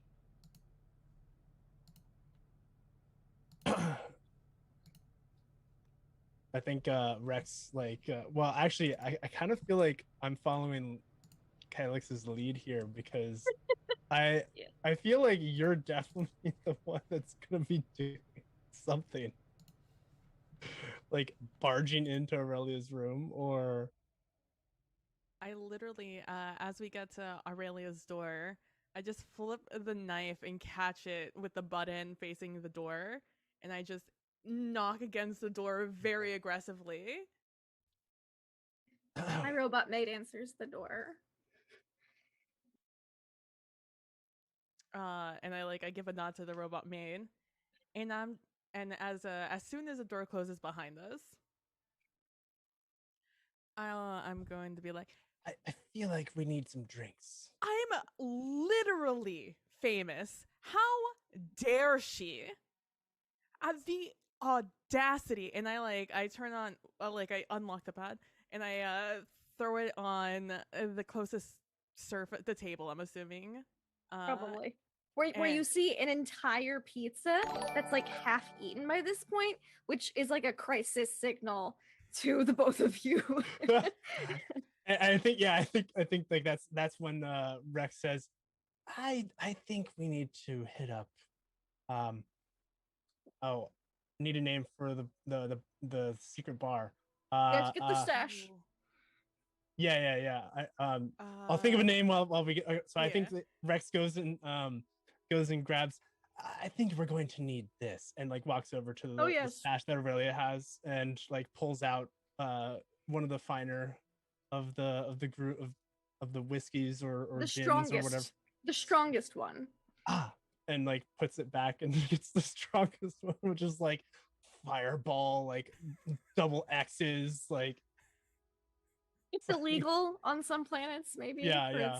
It's literally it's got a giant star just burning on as its logo. It's glowing a little bit. Yeah, it has a little bit of a glow to it. I want to say it's actually a blue, so it's a neutron star. It's a neutron star, like Romulan. Yes, there we go. And it's yes, I could use one as well. Apparently, my the Rapturai was hacked today as well. Everyone else's mechs were sabotaged. It would only be logical that yours was as well, or else you'd be a suspicious participant in the hacking. I don't know. That is fair. At least I was still affected, but so I'm not under Gibson's or Chief's eye even further, or ire. I mean, and pours still drinks leave a mess on the deck. Yes, well, we were in a bit of a crisis. I was trying to help where I could, but I'm sure he'll see it that way too. But that's whatever. Look at this. Do you see this? And I tap the screen so it turns on again, and it's just a photo of oh god, Alex on the page. I think I think Rex puts it onto like a stand and hands it, like forces the drink into your hand. Yes, I see it. Drink. When did she get married? Apparently, very recently. And not only that, and I swipe a couple of photos over where it's a bridesmaids party. She invited everyone from our hall. I don't think I was invited. Well, that's very comforting. I'd like to think that I you would have was told not. me. No, I If- would have told you had I been invited, but I was not invited. Why weren't we invited? That's what now we weren't on the best of terms. I was on great terms with Alex. I don't know. She was my roommate. I don't know what you're talking about. I was just like, how dare? Not only that, that's not even the most egregious part of all of this. And I scroll. I tap to the other Is that Argento? message. I quickly go back. Was he at the wedding? We're looking through the photos. You're like, who's here? Was that Argento? Argento is not at the wedding. Okay. Not at the wedding. Argento's At least he's not brother at the wedding. was. No, that's his brother. That's his brother. He wasn't there. I He always was the get them best. confused. Argento's brother is the best man. They look very similar. I understand that. Yes. Especially at That's this valid. distance, but And I'm just like, look at what she wrote. Look at this article. The last standing member of the Mitzli family joining with this other nobody. And they're gonna create good things. Last standing? What am I? What do you mean last standing? She's the one that's supposed to be dead. Yes, I can relate. I'm who did she even marry? Oh god, let me scroll back. And I'm just like, what was the guy's name again? Lorian Messer. yeah, Lorraine Messer. I Laurie mean, Messer. the photo of them. Laurie Messer. What an outfit! What an outfit! Absolute knobhead that Rowan went to school with. Ah, yes, him! Lorian. I remember us getting into His- quite a lot of his- trouble. His family is Swiss and they're in banking. Always the swindler he was. Yes, he would always hatch these schemes, trying to manipulate the markets, as it were. Mm-hmm. But it was always the markets of Tycho, which, you know, is exchange of favors and goodwill of the teachers. Of course, that's who she would marry. Come out of hiding and marry some absolute. And I just take another shot of glowing rum. Yeah, cheers to fucking him. Oh, and then she gives me this as a bridesmaid's. But she didn't gift. invite you? No. This She is did the not first. invite you. This is the first time I hear of her. Obviously, she knew I was here, where I was, because I'm the famous one. And yes, Doesn't matter if you're famous or not. They don't care. yeah, Is obviously everything not. okay, Aurelia? No, everything's not okay. What has happened? Why have I you heard- inhaled half of this pizza? As Rex But- like grabs a slice and it's like, fucking hell. Day. Argento's lawyer contacted me. Oh, is everything okay? Sent a message. He sent me divorce papers. Argento? Well, his lawyer did at least through his email address. So either he was hacked horrifically by his lawyer or someone's trying to pin it on his lawyer, which Saito is Saito. pretty. Yeah, Saito's pretty good about making sure he doesn't get hacked. I don't. Yes. Thus my concern. Why would he want to divorce me? That is a fair question. I'm amazing. Prax, just out of curiosity, would Rowan have any insight into like like things that because I mean they're besties, right? Argento and Rex and Rowan. Any insights into like things that Argento has said about Aurelia, or without mentioning it to Aurelia or something like that, or would it be something like maybe that so you wanna they deep talked about dive their into- family? You want to deep dive into bro code? A little bit. Mhm. Yes, that is exactly what I'm trying to grab here. To then be the bro that helps Aurelia. You want to kind of negotiate your two friends and try and make sure this still works. Well, you haven't. I mean, deep space communication is spotty and takes a while. It's Sure. not easy. So you haven't heard particularly from Argento in a couple weeks, maybe a month or two. But there was nothing in that recently that was give you any reason to be concerned about The red flags or anything. and you know, the two of them have a very. They were friends who ended up in an arranged marriage, which ended up in a quasi-open arranged marriage. As long as both parties kept to their appropriate level of, avoiding scandal. I see. So, it wouldn't be anything personal, as far as you're aware. And you haven't heard, there hasn't been any message that suddenly Argento has fallen madly in love with someone and Right. wants to divorce for, I've found my one true love in life, and Right. hasn't had any of that. So I think Rex is like, oh, it has to be the family. Something's going on. Argento wouldn't do this to you intentionally. This is most certainly if Saito's involved, it must be the family. I would certainly hope it's not Argento directly.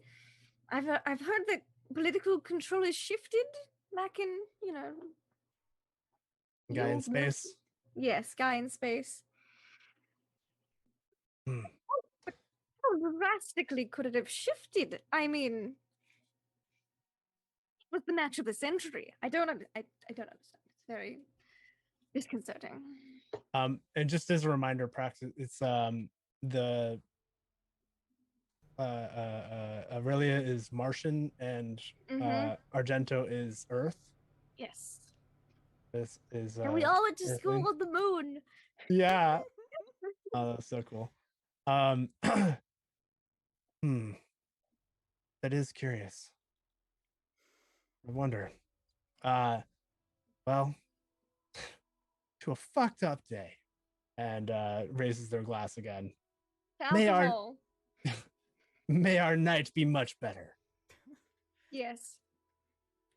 To Tycho's closet then. I feel like this will be an all-nighter. Yes. Yes. And so I think the group. Oh, sorry. And this is the first time after I'm going to tip the drink, and I feel a little bit of a waft of air, and I'm like, oh, do you have anything I could borrow, Hari? I seem to have forgotten my pants. There's a lovely dressing gown in the closet there. Rosie, fetch the dressing gown from the closet here for Calix. Please. Right away, ma'am. Thank you, Rosie. Thank you. Would you like a dressing gown too, Rowan? Of course, yes. We may as well make this a night. Fetch one for Rowan as well, Rosie, please. Right away, ma'am.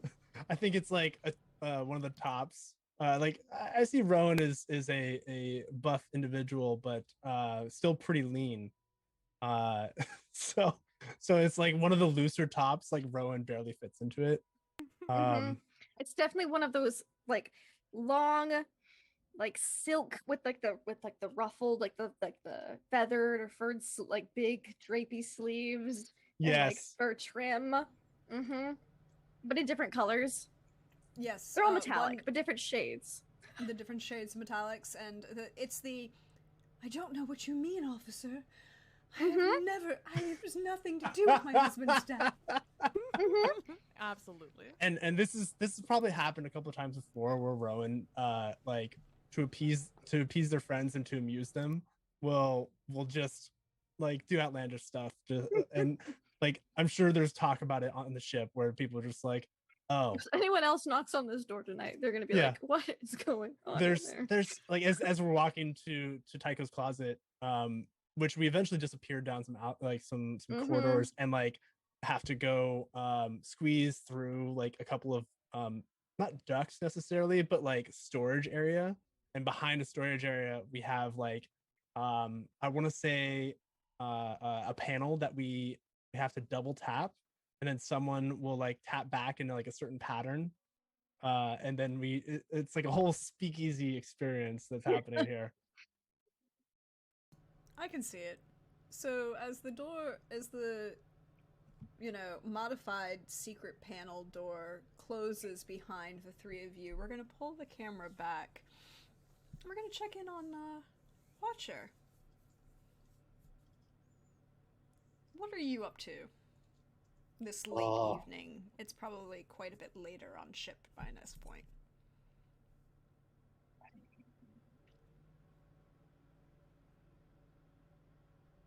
I'm probably a little bit earlier. Like he had a list of priorities once he was done being an ass.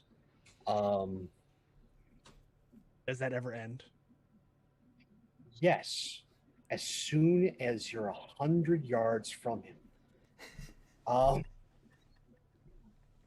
Never end for Rex. I get it. First would have been make sure Socket's okay. That would have been priority one. Socket is okay. She's just frustrated, and there's loud banging of, she's gonna be a little overworked going through everything again. And has her whole crew out just going through everything like a sixth time by this point. Yeah. Make sure she's okay. Then it would be that I'm certain the chief's okay, but I want to just check in, but I don't want to necessarily have a conversation. So it's just that timid peek the head in, like the gap of the office door, and then leave. Hopefully he doesn't catch him. He's not really paying attention to you. He's paying attention if like the door had opened further or whatever. He's pulled out, and the shotgun is literally the sawed-off is sitting on the desk next to him, and there are like 6 data pads that he's going through at the same time. He's busy. Good. And then do that again. That's a Master Chief. Do the as meek as possible and even more silent. Just creep away. And with those two folks confirmed to be all right, he'd probably head back to his quarters because no one wants to be in the skin suit all day. Changes out, has a sonic shower, and then is going to see, because he's a bit paranoid, if anything's changed about his room. Go ahead and roll me awareness.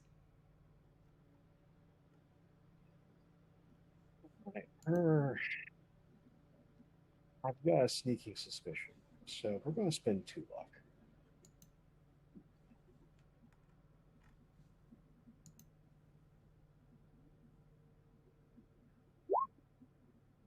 Yep, 18.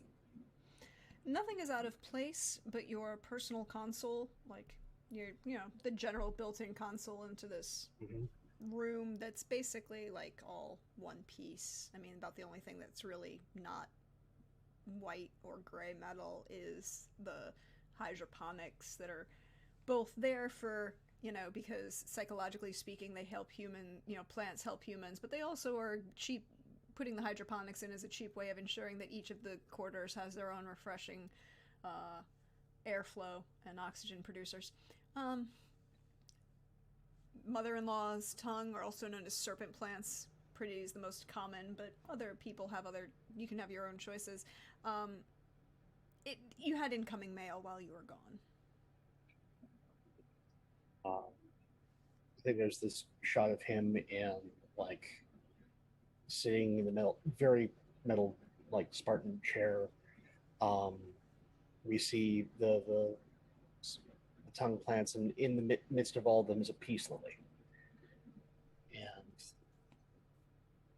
And hits the console and just seeing, okay, what the hell was being transmitted while all hell was breaking loose. Ooh. So that you want to know more than just what you received, but also just other transmissions? Anything that came through at the point of, like, he's looking at a very specific time frame of 2 hours before alarm went up to the point of when that last drone was destroyed. It's like, what came through during that time period? Roll me electronic warfare. Or hacking. We'll do e-warfare. You still have 4 points of luck from your... Ooh, but you have an 18. You can see the point where the records were changed for Kitty. You see where the attempted incursion, there were the attempted incursions on your mech and the successful incursion on Rex's mech. You see the blocked attempts that Princess basically spent was blocking at the end there. And then you see that there was a large data burst of mail.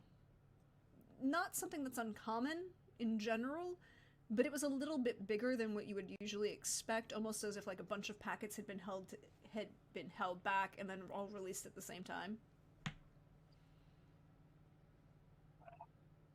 Does that sound like, again, there's a larger data packet here, and he doesn't have much experience with guidance, but he does have a lot of experience with corpse and Soligen's tactics for just, digging the knife in. And does this have their hallmark, or is this somebody else? It doesn't read as if it's Soligen. Okay. It does read as if somebody knew what were in some of those data packets and intentionally prevented them from being accessed at the time. Okay. So that they could be useful at the right time. And it was more... saw that these were coming in and used them as a way in. A little bit opportunistic, but also at the same time, this is probably a lot of bad news. All right. And with that sort of preparation, there's a deep breath in as he opens his personal bell. You see it's a message. It's not labeled from anyone. Doesn't say who is it from. It's a video file.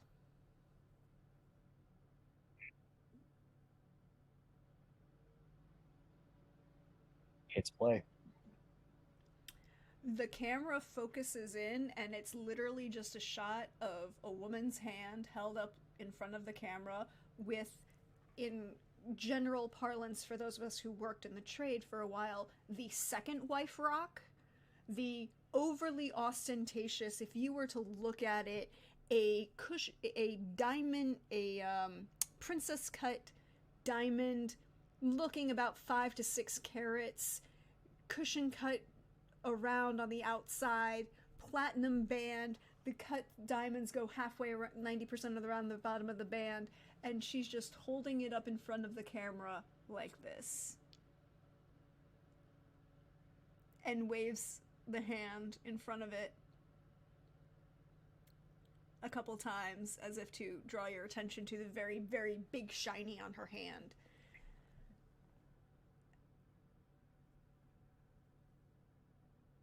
And then you just hear Cassandra's voice say, "Well, he put a ring on it.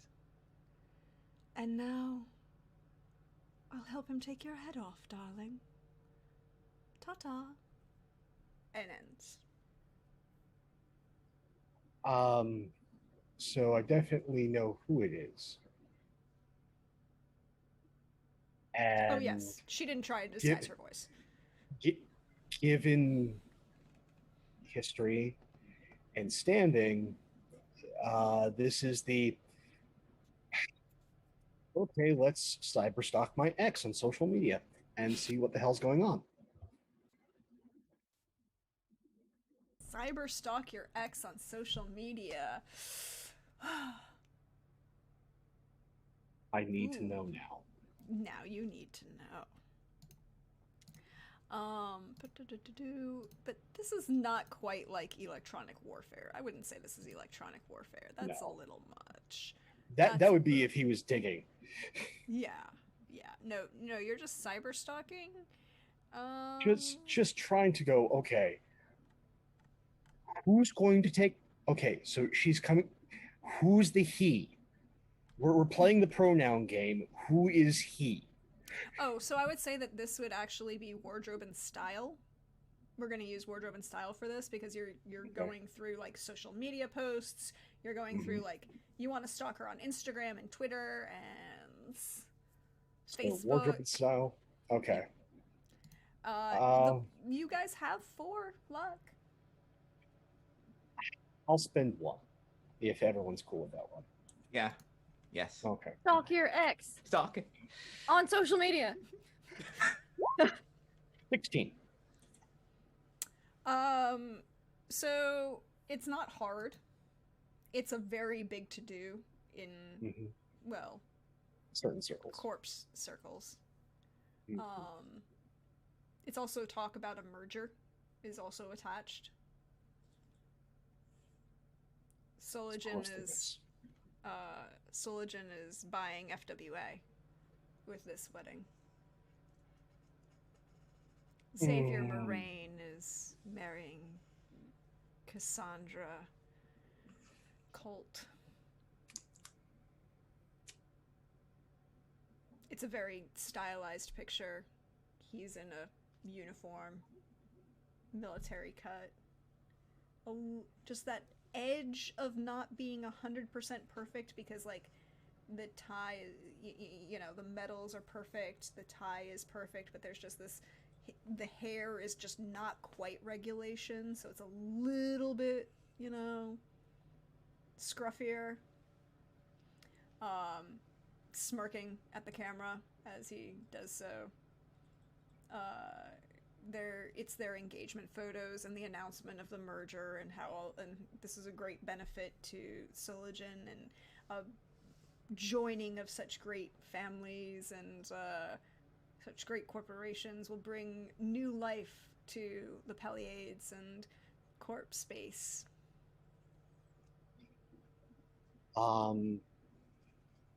But you also recognize Xavier, don't you? Yes.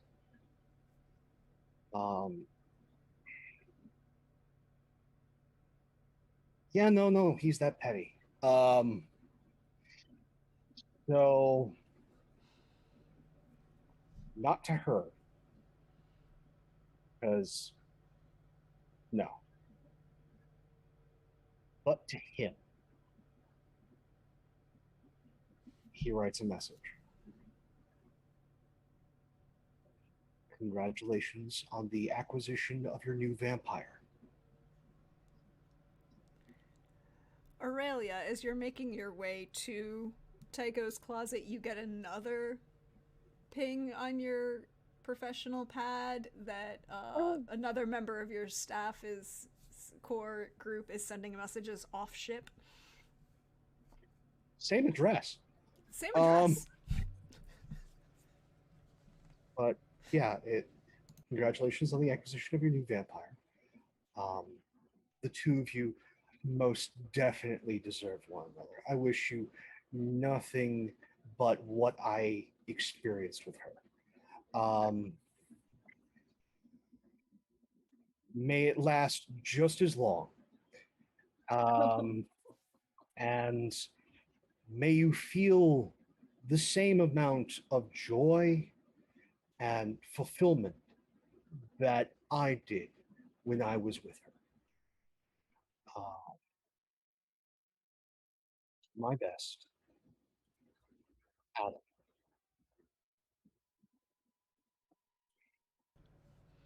So these messages go out. You're not going to get an instantaneous response because, deep space communication takes a while, relays and all of these things.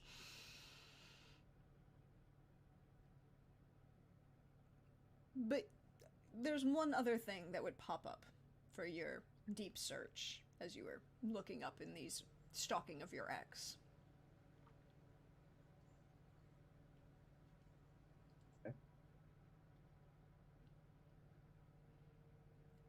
A noticeable lack of an individual who should be at such a merger discussion.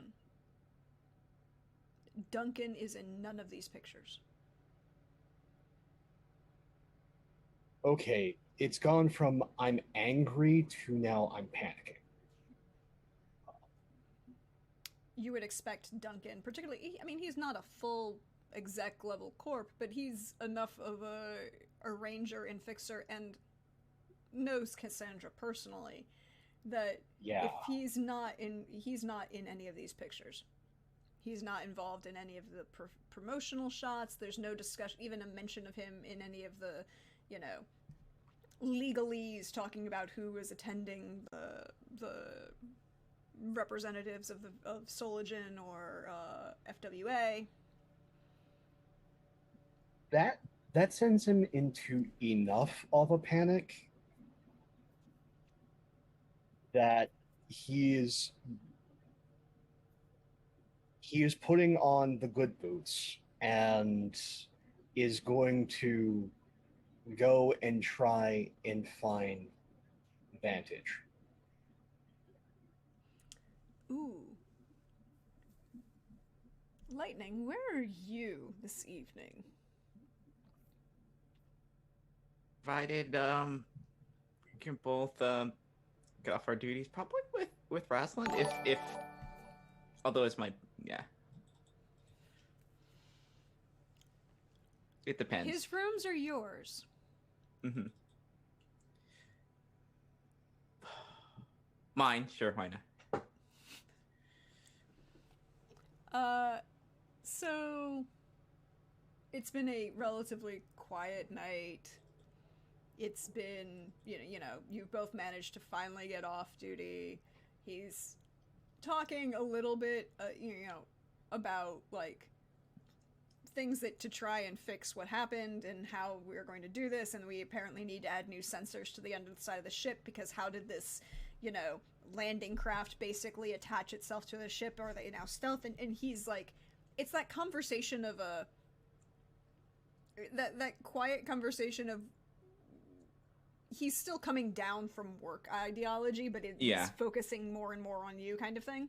Yeah, I think there's a lot of that thing happening both ways, because I don't think she wants to just immediately ping him with my fucking brother called email,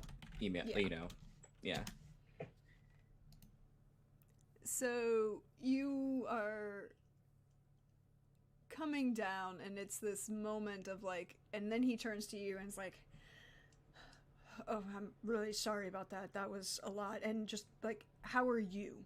Are you okay? I'm doing as well as I guess I can. I always mostly have resigned myself to being in danger in the mech tons, but wasn't expecting it to be sabotage or people boarding the ship, but I'm doing good. I'm fine. No, nobody team got hurt. You didn't get hurt. I didn't get hurt. So Yes, nobody we cared about got hurt. And Gibson didn't stab me, so that's a good thing. Yeah, although I am probably in the doghouse with Gibson because I think he knows that I took his leg like all the way across the ship and just like ditched it. He's still pissed at Rex. Claw marks, man. The claw marks are a much bigger problem. Also, apparently Kitty found his leg and was carrying it around like a safety blanket, so you're much better. At least, well, don't have to worry about that at least. Yeah, it's much actually easier to worry about all the stuff that's happening on the ship. Get some mind off things. Yes. We should definitely relax and get our mind off things. And that would be when the door knocks. Before that, I think she'll be like, you know what, how about next time we go to that room with the good booze in it? Oh, yeah, the Rex's closet thing that he keeps talking about. Oh, that's Rex. I went over how the booze was good though. Of course. Princess can afford it. Of course, I don't think they can they'll miss it. I'll get more. There's a loud series of raps at the door. I'll get that. It's probably. And she'll put on like a jacket and like long shirt and just go up. It's like this shouldn't take. What? Who is it? And you know when he uses his actual name and not the call sign, it's personal.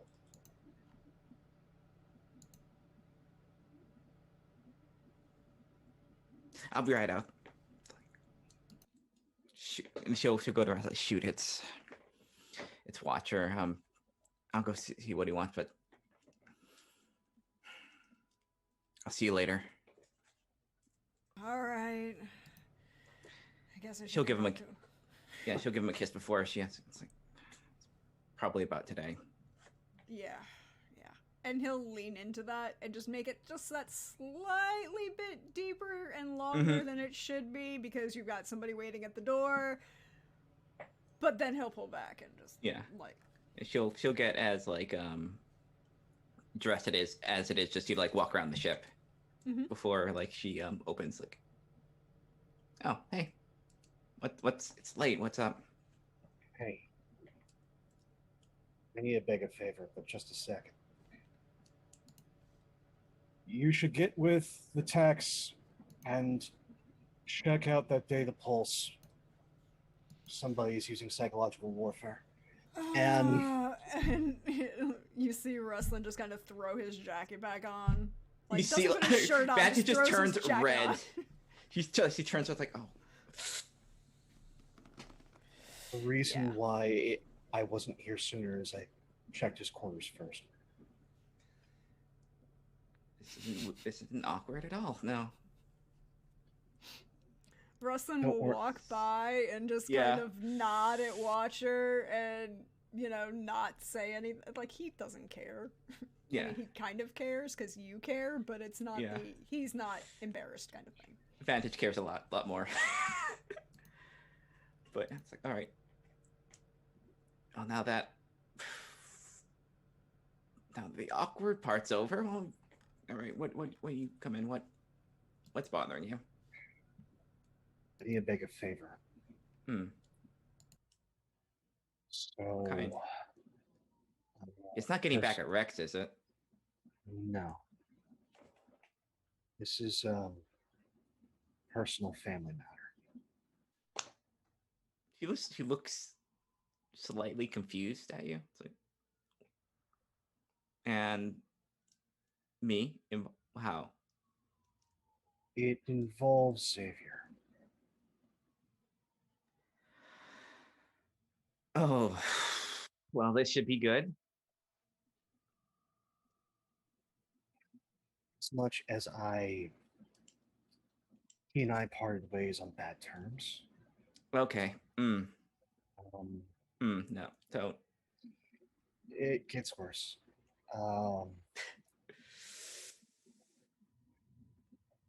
Currently, possibly the most dangerous woman I have ever known,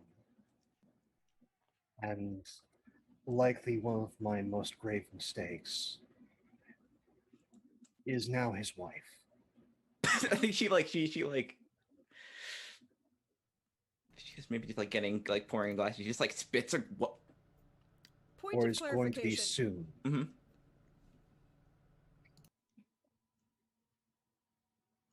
And I am most definitely certain, at least between the two of them, with one, it's not entirely out of love. We're talking about Xavier here. Yes, I know you aren't necessarily his biggest fan. But one, your brother's in danger. Two, a good friend of mine seems to be missing. And if I know Cassandra like I do know Cassandra, even though she and Duncan were friends, if he's missing, it's because either she wanted it or Xavier found something out. Either way, my friend Duncan's in danger. The only way I'm going to get any info while stuck on this ship is most likely through the last bit of goodwill you have with your family.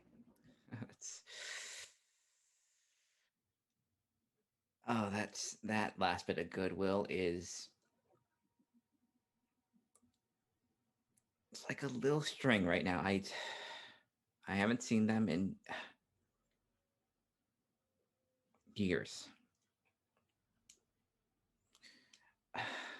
I don't know who I could ask about that. I don't know who to direct you to. I just know that between the two of them, one's playing the other, and I'm not sure who. Are you sure you want to get in the middle of that? I'm certain for the safety of the people on this vessel. Wait, what? Wait. Okay, what does my family life have to do with what the hell happened today? Stoligen's acquiring through this marriage. Mm-hmm. Yeah, it's a corporate marriage. Yes, but the consolidation and considering the companies involved, if there's going to be further iteration on stealth technology and a ramping up of weapons capability, it's through this merger. We want the war to come to a peaceful end. Both sides need to come to the table. This merger goes through, there's going to be no peace. There's just going to be escalation and a lot more bloodshed. And so that requires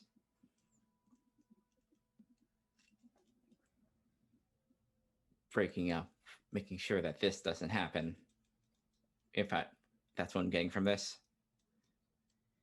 It requires a few things. One, find Duncan. Two, We need to drive a wedge between my two exes.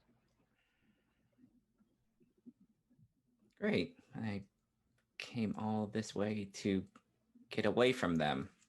Of course.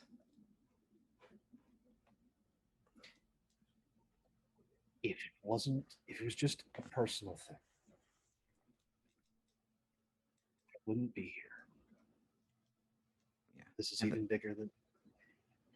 This is something that eventually when probably a few more drinks and giving the captain more time to yell at other people, I'm going to have to bring to him. I wanted to talk to you first because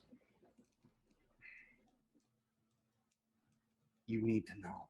It's your brother. I know you aren't necessarily on the best terms with your family.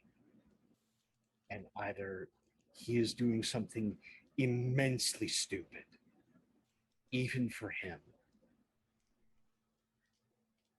or he is caught up in a web that he has no hope of escaping.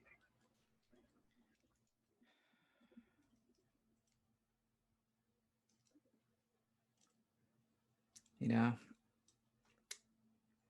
I would rather go out there 30 times than have to go back home again. I know. I'm sorry.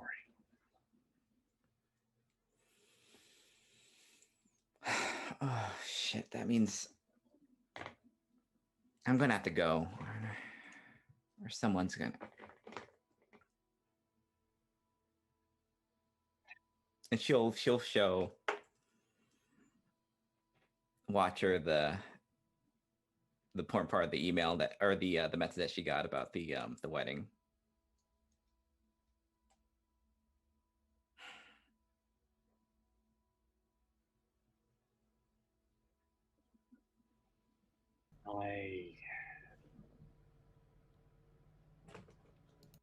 I'm only asking that you help me find out Duncan and at least warn him.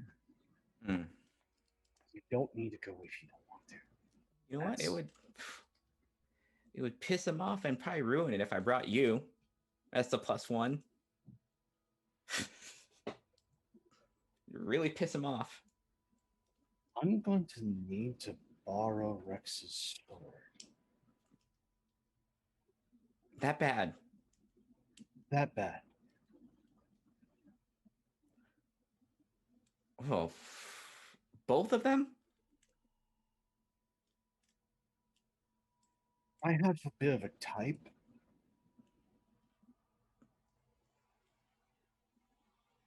You certainly do. Oh my god. I have never claimed to be wise. Clever, yes. Wise,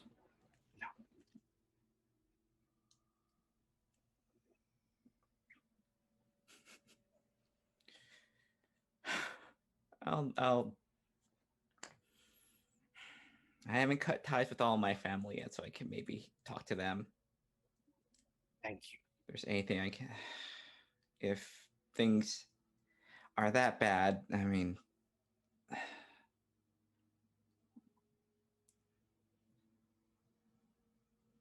peace, I guess, and all that shit. I just didn't think. Oh, this sucks. Yes. And I think we both could use a good laugh.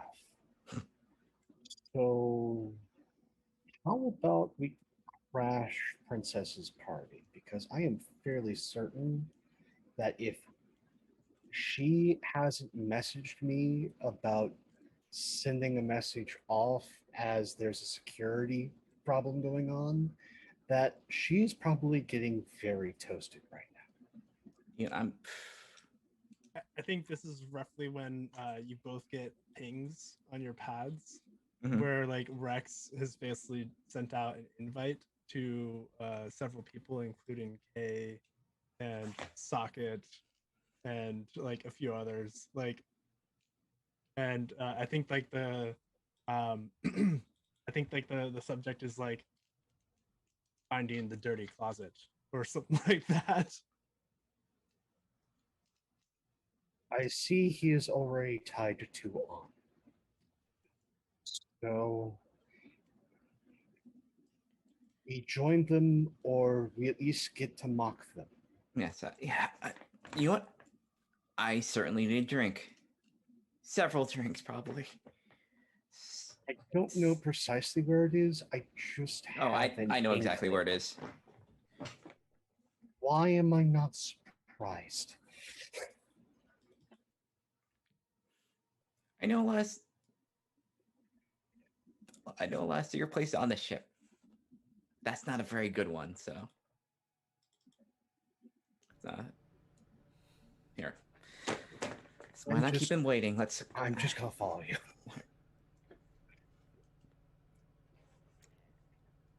So shortly after Rex sends this message out, Watcher Lightning, you arrive at the secret panel door that opens into Tycho's closet. Kay sends back a response that says, "Thanks for the invite, dear, but I am absolutely exhausted, and I will see you when you're not shit-faced." Sends that personally to Rex. In that, and there's no judgment in the tone. It's just a tired nurse email. Just tired nurse email. That's all it is. I feel like Rex gets regularly, like, he'll invite her to stuff, but nurses be tired sometimes. Yeah, nurses be tired sometimes. And then Socket's like, there's no response from Socket, and there's just an automated response that pings back up of like, "If this isn't a real emergency, you can find me somewhere on flight deck 6. If it isn't an emergency, fuck off." Oh, and I think for sure Rex would have invited the rival. What's her name again? Mawar? Oh. Mawar. Yeah, for sure. Mawar would have come. She's there. She actually, I think she was already there. She was already there. Yeah, she was already There's this look of like, as she's sitting there in just like black jeans and a white tank top, crop top, and muscle shirt, and she's I've got like, the furs. And you've got the... Yes, because we're all in the dressing gowns still. Yep. She turns to the low peon who functions as a bartender and just looks at him like, "I have an empty glass, fix this shit, because I'm not dealing with his ass sober." That's what that is. That's the look that goes like momentarily as you enter. Make that a double. And as I sit down next to her.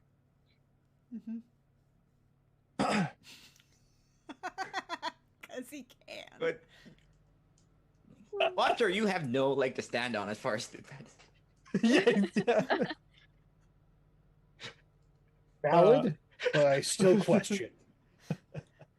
So because I like to instigate.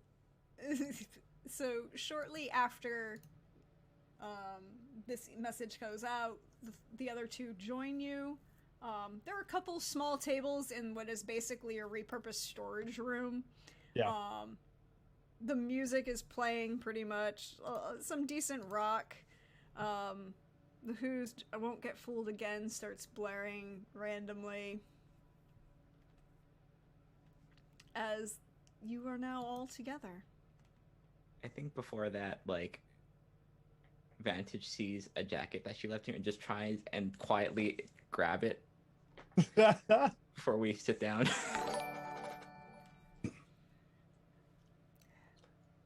And I think hi. We're just drinking at a bar, tucked away in a ship. Yeah, I think Rex looks looks to Princess and Leo, and I think there's like a rowdiness in his eyes where he says, "Oh, we're doing a couple of more of those. What were they? And it's like the bartender in the back just says, "Oh yes, the blue neutrons." And like starts pouring drinks for everyone. Yes, please. Princess, Aurelia looks like a mess. She has a few hairs out of place and like some eyeliner and mascara smudge, just a little bit. It's probably the most disheveled some of you have probably ever seen her. Not Moon School buddies, because we've been through Moon School together, but other people. As Vantage comes in with Watcher, Rex like motions to Vantage and says, "Sit your butt down. Here you go," and like gives you a drink, and then looks at Watcher and says, Don't worry. I'll get to the repairs later." Yes, much later. Much days later. You two seem like you've been through some shit too. Yeah. Is there a lot going on this ship? Oh, What is going on this ship? she'll look around. It's like, yeah, apparently, yeah, a lot going. It's been a Like- shit of a day. Some people are sending messages off the ship to the same person. Now look, It's like, what? what? Oh. Rough day. Watch. What? Psychological warfare is happening. Speaking of which, I would like one, please. If we're gonna talk about, if we're gonna I get would on like that the subject, psychological warfare too. Oh, gonna- that's the green stuff. Yeah. if we're gonna bring up And that then, subject, just give me another one. Come on. Enough things. A couple shot glasses emerge, and then 3 beers appear in front of Watcher at the same time. Going with the Calix, you're not as intoxicated as I am, right? Not yet. No. All right, yes. Just double check this text message before I send it. Then. Oh no. Oh no. Oh no. I think I could use 1 or 2 more expletives, but I think that's perfect. Oh no, I'm sorry. That's the wrong text message. Hold on. That one. That one's. Is it flirty enough? And. A little direct. But That is her MO. Yeah, it's always been Alright, your let's see if thing. it works. Then, if it's everything's spelled not terribly. All right. Cool. Close enough. If you add an underscore under those two, it'll definitely give that italic look. Maybe an emoji or 2. All right, which emojis? Like the eggplant? I heard that one's very popular. Oh, with the little water coming out of it. Yes. That would be perfect. Right. My God. Boop, boop, emojis added. Sent. Who did you send this to? Oh, I think it got sent to, because she knows that all the officerly people are busy with officerly things. So it's to Yukihara, the ship's cook. Could you roll me seduction? I would love to roll you seduction. Hell Yeah. One of my best Yeah. skills. And, First seduction roll of the game. yeah. Please. Let's see. Let's throw 2 points of luck onto that too, just to see. Just to lather that Nice. roll. Yes. Ooh, yeah. With a That's pretty good. 24, you get an immediate response back from Yukihara, who Mhm. will just send the door is always open to you, princess. A lady of your status and refinement should never have to wait on whatever they want. Ooh. I like him. This is good. Now, what were you going to say, Roland? Is it about shots? Because we should do more of those. Yes. Yes, Yeah. more of those. More shots. Yes. Let us forget the day. Oh, if we're gonna forget the day, give me a double. No, that's the name of the drink. Forget the day. Oh, okay. So you know what? Just give me the double anyway. And it's so okay. So you could double the forget the day, which is like this red viscous liquid. Oh. So it like it goes down and coats your throat and has a delayed effect. And this is something that I think Rex Rex probably perfected just because, you know, they get in trouble a lot. And they need to forget the day some days. But it has a delayed effect where you don't feel like a burn. Instead, you just feel like a molten lava in your stomach. But it's not like it doesn't hurt you. But it like the burn doesn't happen here. It happens in your stomach. I feel like You it know depends on what you drank on whether that hurts you or not.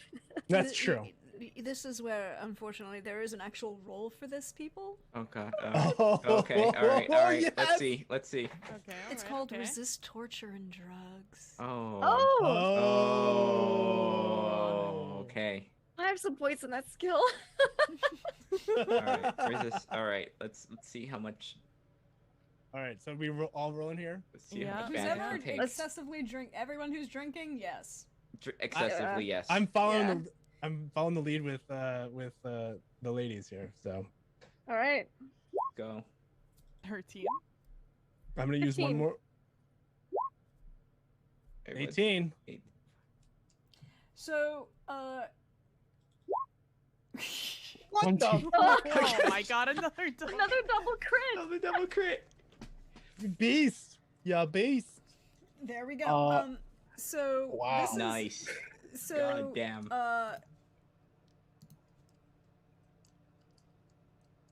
Leo, Lightning, and Princess are all in the pleasantly buzzed, but still functional stage.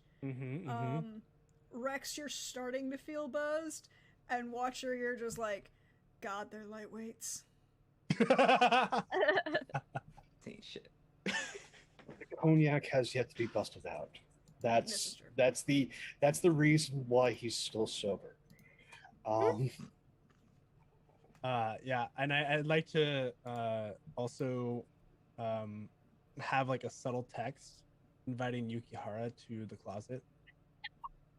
Oh, it was not. You were sitting right there. It was like, definitely you could just see the text message. Well, no, I was helping you with the helped write it. emojis. Yeah, Yeah, that's so right. I was That's like, right. Yeah, you yes, can emojis. just So invite him on down. I'm now instigating for my friend who like needs that. About to be single. Yeah, Very, exactly. very It- single. It needs to climb the highest mountain aboard this vessel. Yes, exactly. Which is clearly Yukihara. Yes. Clearly. Clearly. Clearly. The so this Everest. I mean, have you seen his photo? I It is. I have multiple many times. So Yukihara will send back a message. Just like a wink, smiley face, and then it'll be like, "I'll be there in shortly." But I have a question for you, Watcher, as the mostly sober one here. Could you roll me an awareness, please? Oh, Oh, no. no. Oh no, we are. I'm like just barely buzzed. Can I help him with this? No. No. No, Is that not a thing? This is peril and his judgment. Oh, So we're going to spend 3 luck, leaving me with 1 personal on this Mhm. roll.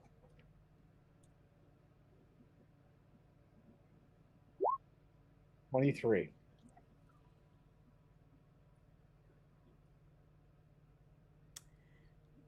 You know that things you've been paying attention. You've been paying a lot of attention.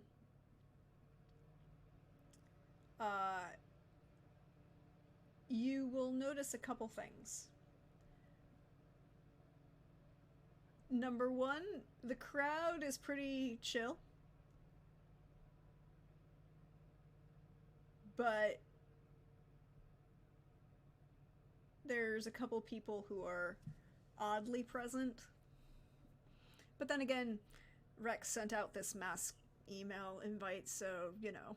It wasn't to everyone. It was to It wasn't select to everyone, few. but, you know, slightly odd kind of people who, you know, a select few who invited a few more. You know, same thing that always happens when somebody posts about a party on a thing and invites. Yeah. That's fair. You also notice that the bartender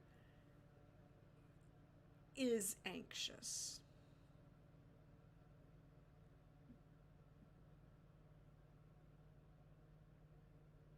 That's Wasn't- never a good sign. So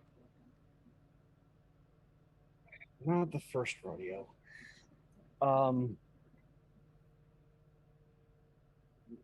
Like, does the slight push of the mostly empty glass back towards the bar and gestures the bartender?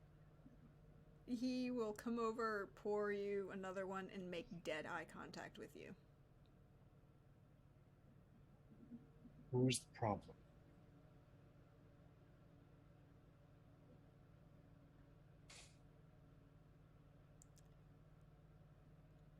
And just this briefest glance at the data pad that Aurelia has left on the professional one, you know, that you have been ignoring, who's been sending emails to. What quickly happens is makes a big show of downing the glass so that the hand just reaches out, slides the data pad into his grasp, and as I like to make references, wearing that oversized gray beige sweater. Rage. Ugh. Yeah. And no, he wore his drinking boots. So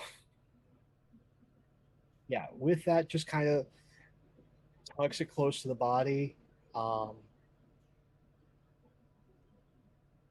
Thank you. And at that point, settles his tab. There's not a reaction from the bartender. Your tab is settled, but significantly lower than it should be. Nods. And with that, just I think I'm gonna turn in early. That this day did suck. Princess, you go have fun climbing that mountain. I will. Thank you. It should be arriving shortly. Mountain comes to Mohammed. And then exits the bar. And as we watch Watcher walk out of the bar, and just as Yukihara walks in,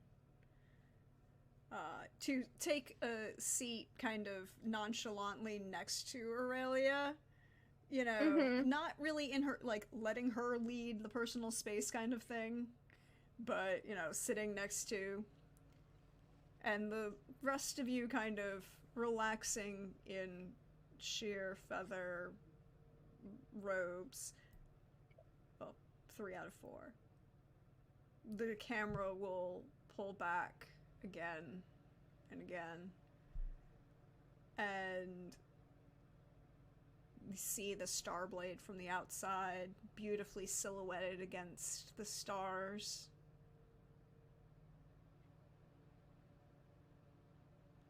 There's just a small little drone approaching, but stealthed. So, beep, beep, gone. Small burst. And it just sits there, watching. As in Earthsphere, the announcement of the grand wedding of Alex Metzley and Lorian. I was like, Messer? Leo, no, it's Lorian Messer is being celebrated in the great benefit this will bring to the USSA, the expansion of, well, Gaian policy and safety. And on the other side of the asteroid belt, in the Pleiades, the announcement of a party is happening. An engagement party. The third or fourth. For Cassandra Colt and Xavier Moraine. And there's just someone watching these announcements going by, seated. And he picks up a black chess knight, twists it in his fingers, and sets it off the side of the chessboard. And that's where we're going to end for tonight.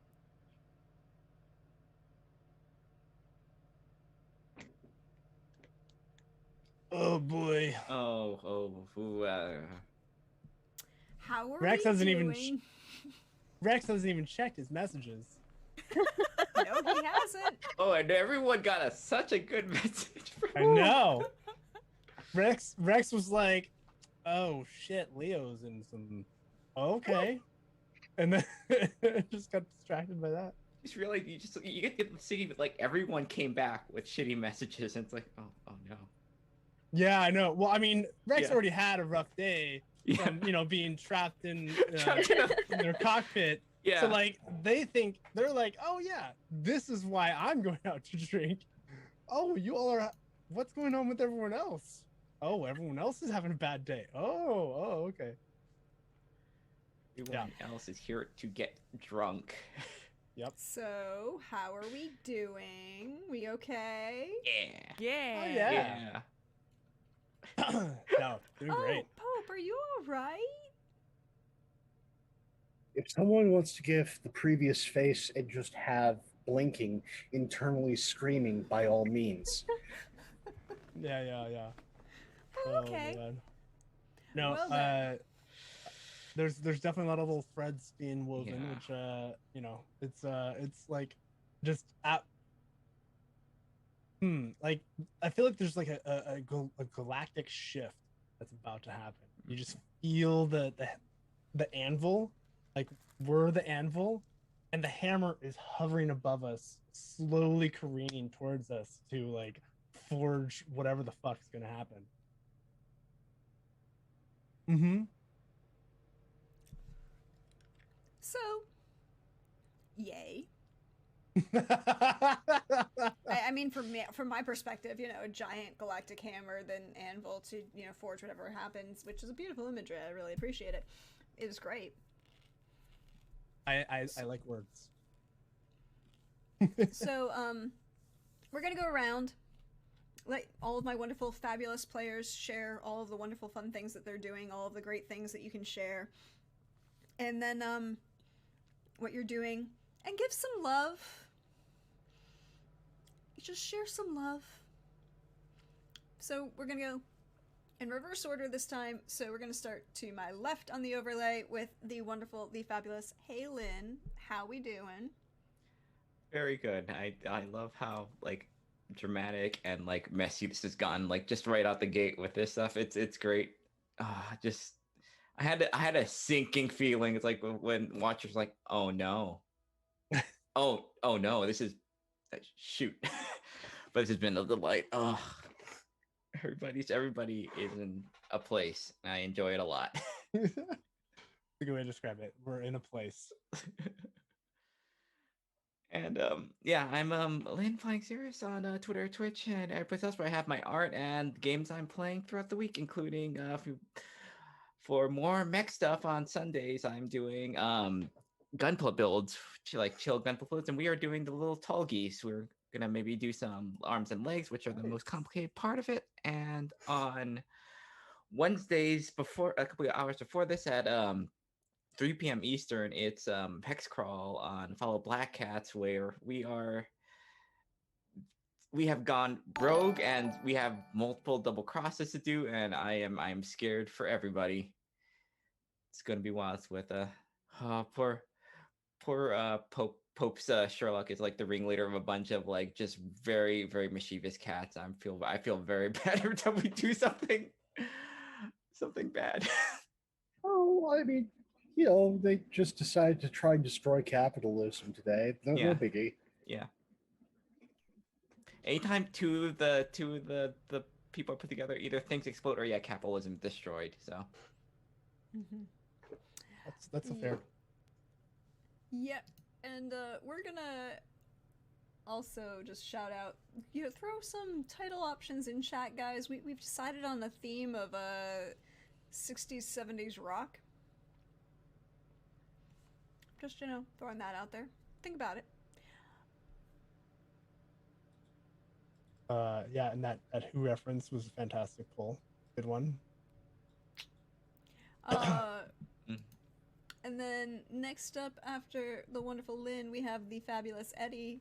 Hey, you survived. I did.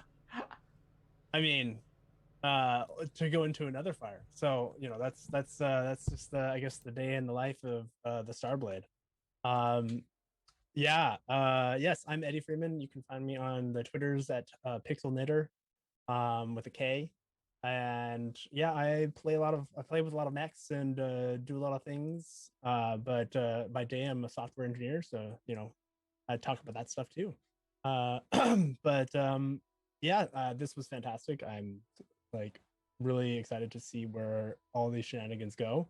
And I'm glad my mech survived, so I can fix it so that we can maybe go do something. Oh man, talking about these technologies and what's happening with the corpse, I'm just like, some stuff's gonna go down. And I'm so glad I built the mech that I did, because it's gonna help. And share some love with the cast. Yeah, I mean, just something you enjoyed today. Oh, okay, sorry. My brain, if you didn't notice, I was yawning most of the game today, so apologies if my brain's a little slow. But yeah, I absolutely loved the scenes that Calyx and Aurelia or Lindy and PB, that was so fun. Especially with the knife walking out with no clothing, so anime. And like immediately, like that's the reason why I was like fucking with the mech while Watcher was pulling me, because I was like, this is what the anime character would do, totally. So, and of course it only antagonizes Watcher more, of course, because that's what that intention is for. Anyway, so I love you all for that. And then next up leads into the wonderful, hey PB, how we doing? We feeling okay? Yeah, feeling good. I mean, I'm feeling great. Calyx is unbelievably annoyed at the situation. If she was annoyed before, oh man, can you imagine her ire now? I am PB. At PB Plays Inside. You can find me anywhere at PB Plays Inside. I mostly appear on other people's streams here at playing this fun Mechton game, and also occasionally over at Nilly Line playing some Destiny with my friends. And man, Calyx is definitely experiencing some stuff, and I'm glad everyone enjoyed the just kicking down the door, running down or stomping down the hallway with a knife at hand. I was thinking throughout that entire description, like, how anime can I make this entire scene while still being super upset at the fact that A, was not invited to the wedding, B, newspaper articles had the audacity to say that Alex was the more famous of the two of us, and I don't have a 3, but you know, it's I can't wait to see what Rex's awful thing is, because like the trio needs something. The rich kid trio needs something to all commemorate round. But yeah. It will be interesting to see if Rex answers his mail next week. We'll see what happens. We'll see what's there. You know, he could have really nothing in the mail. It could be really simple. Yeah, I mean, Rex is just going to fix the deck, then the mech, and then everything's fine. Everything's fine. Everything Yeah. sure to be fine. Hey Pope, is everything fine? Nothing is fine. Everybody, Pope here. Pope World Bill on Twitter, Pope World Bill on Twitch. I lurk in all your streams. Prax has earned lurk in all your streams, whether verbal or internal. That being said, if you want to see more of my ridiculous face, you get a couple of opportunities throughout the week. Coming up next over on MattDev7's channel, we are back with Masked Sunset City, where I play even more of a disaster with Arthur, also known as Barghast.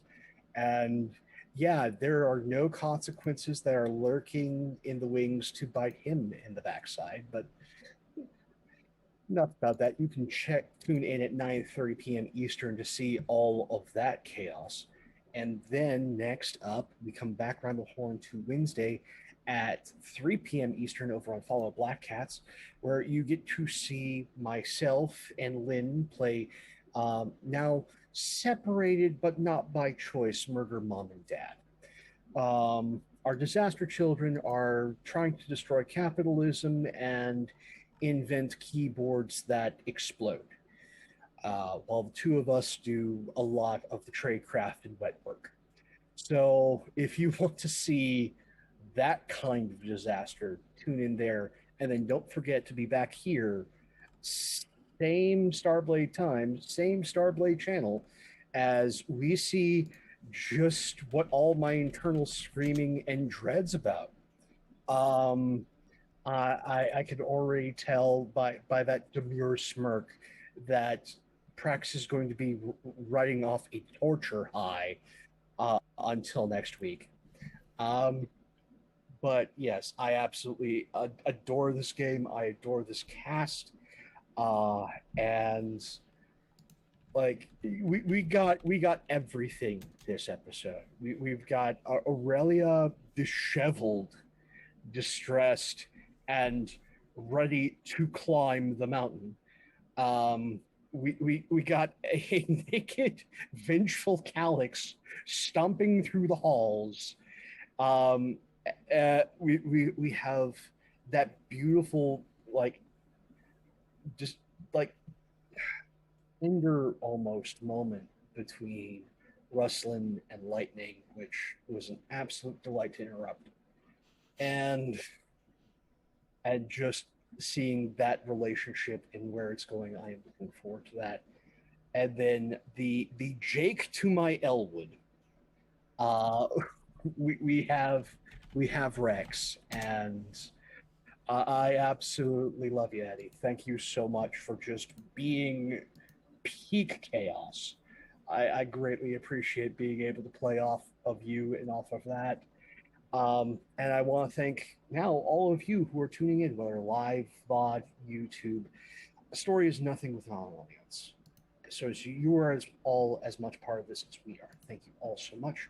Take care, and I'll see you very soon. Indeed, indeed. I mean, I have lots of things, and I only have a total of 6 episodes to dump them, to help you experience them. So you know, you gave I know what you mean. Yeah, It's fine. exactly. Also, by the way, I'm using your background GIF, Eddie. That upped the Hudson counter. I'm just saying. You didn't say it out loud, but it totally counts as upping the Hudson counter. I was. Yeah, Fair. I love this background. It's amazing. And last but never least, hey Lindy. Hi. Oh gosh, I'm gonna start with love because I already know I'm gonna forget like a bajillion things. So I just want to say the things that I'm thinking of with what little brain capacity I have left after this past week. I just want to say that I love Pope's facial journeys. He makes me glad that I'm not the only one who goes through intense facial journeys in tabletop RPGs. It makes me feel like I'm not alone, and I appreciate that. Um, Goodness gracious. I love how Vantage was like, okay, yeah, all that stuff's done. I'm gonna see my boyfriend. Bye. Like that was great. And just be like, oh, that's nice, bro. Okay, boyfriend time. I just loved that Vantage has her priorities in the right place, and I appreciate that. I also loved Calix's naked running out with the knife. I'm a big proponent of if you can find a moment to just do something absurd completely naked in the game, you should always do it. Just do it. Just because it's great. I feel like it's Embrace not the done enough. chaos. Yes, Embrace embrace it. the chaos. Just that birthday suit needs to get busted out more often, I feel like in games. And just Rex's willingness to be like, yeah, I'll put on the fluffy robe. Let's go. Let's drink. You guys seem to have had a bad day today, ladies. Oh boy. And then also them helping with Aurelia's drunk text to try and get some good feeling out of today because she just doesn't understand why on earth there'd be divorce papers being served right now. She just doesn't. There's going to be some investigating the next day, but not today. Today it's just, but why? And, feeling a little bad because, she can. But you can find me not feeling bad, but feeling just really, really, really tired. I Laugh Love Lindy for the next few days, and then I'll perk right back up. Just, I'm anti-solar energy, so as soon as I spend a few days inside, I'll recover. Yeah, it'll be great. We did not have any Ravenloft, Mists of Ravenloft, or Wanderlust and Wildmount this week, but they will be back next week. So lots of D&D. Ravenloft, they're still just heads on a shelf, just waiting. It's great. I gotta find out where their bodies are and how they're gonna get reconnected. I'm sure it'll be fine. And of course, we just had our once a month game of Aliens. Wow, words are hard. This past Saturday, so go check out the VOD, and should be on YouTube fairly soon. It was really good, and oh boy, are we in a lot of trouble coming up. Fine, everything's fine. And I think this is the only live stream I'm doing right now. So just watch this here because this is great. And then I'll say more things when they pop up. Sunday. Yes. This But I'll say it. Sunday. Thank you. Cause I'm just a mess. No, it's okay. And It's of course, I love Prex for giving us hot NPCs to flirt with. I forgot that love. That's all. Okay, I'm done. Okay, that's a given, love. I appreciate giving you NPCs that can work for whatever you desire and work with. Need to climb the mountain. Yeah, totally. If you need to, like you do. Hey y'all, you know me. I'm at DeirdreDonlan on Twitter, Prexgorth as before as you see me around here on Twitch. Thank you all for being here. Thank you all, my wonderful players, for playing and enjoying and helping me on this little mini campaign that I was like, ooh, this is gonna be fun. And then, so yeah, so lots of fun things coming up. We'll be back here on Sunday with Lindy. I'll be awake then. She will be awake then. I'll hear it. Because we're going to be doing, it's the first of our flashback episodes for Romance of the Blue Rose. So we're gonna see a little bit of the backstory of Is it Revka or Ritka? Who knows? We'll have to find out. But we're going to be doing some one-on-one flashback episodes. So we'll be a little bit shorter episodes, but there's some background for as we gear up for season 2 of Romance of the Blue Rose, starting in mid-July. And we'll be back here on Wednesday for episode 3. That'd be the midpoint. The very midpoint of this mini campaign of our Starblade Battalion memories. Thank you all for joining us. If you've missed any of the beginning, or if you want to check out any of the other episodes or any of the other series that we run on this channel, there's the YouTube, which is also linked in chat. Also, I see you over on YouTube. Thank you for the love. Thank you for the support.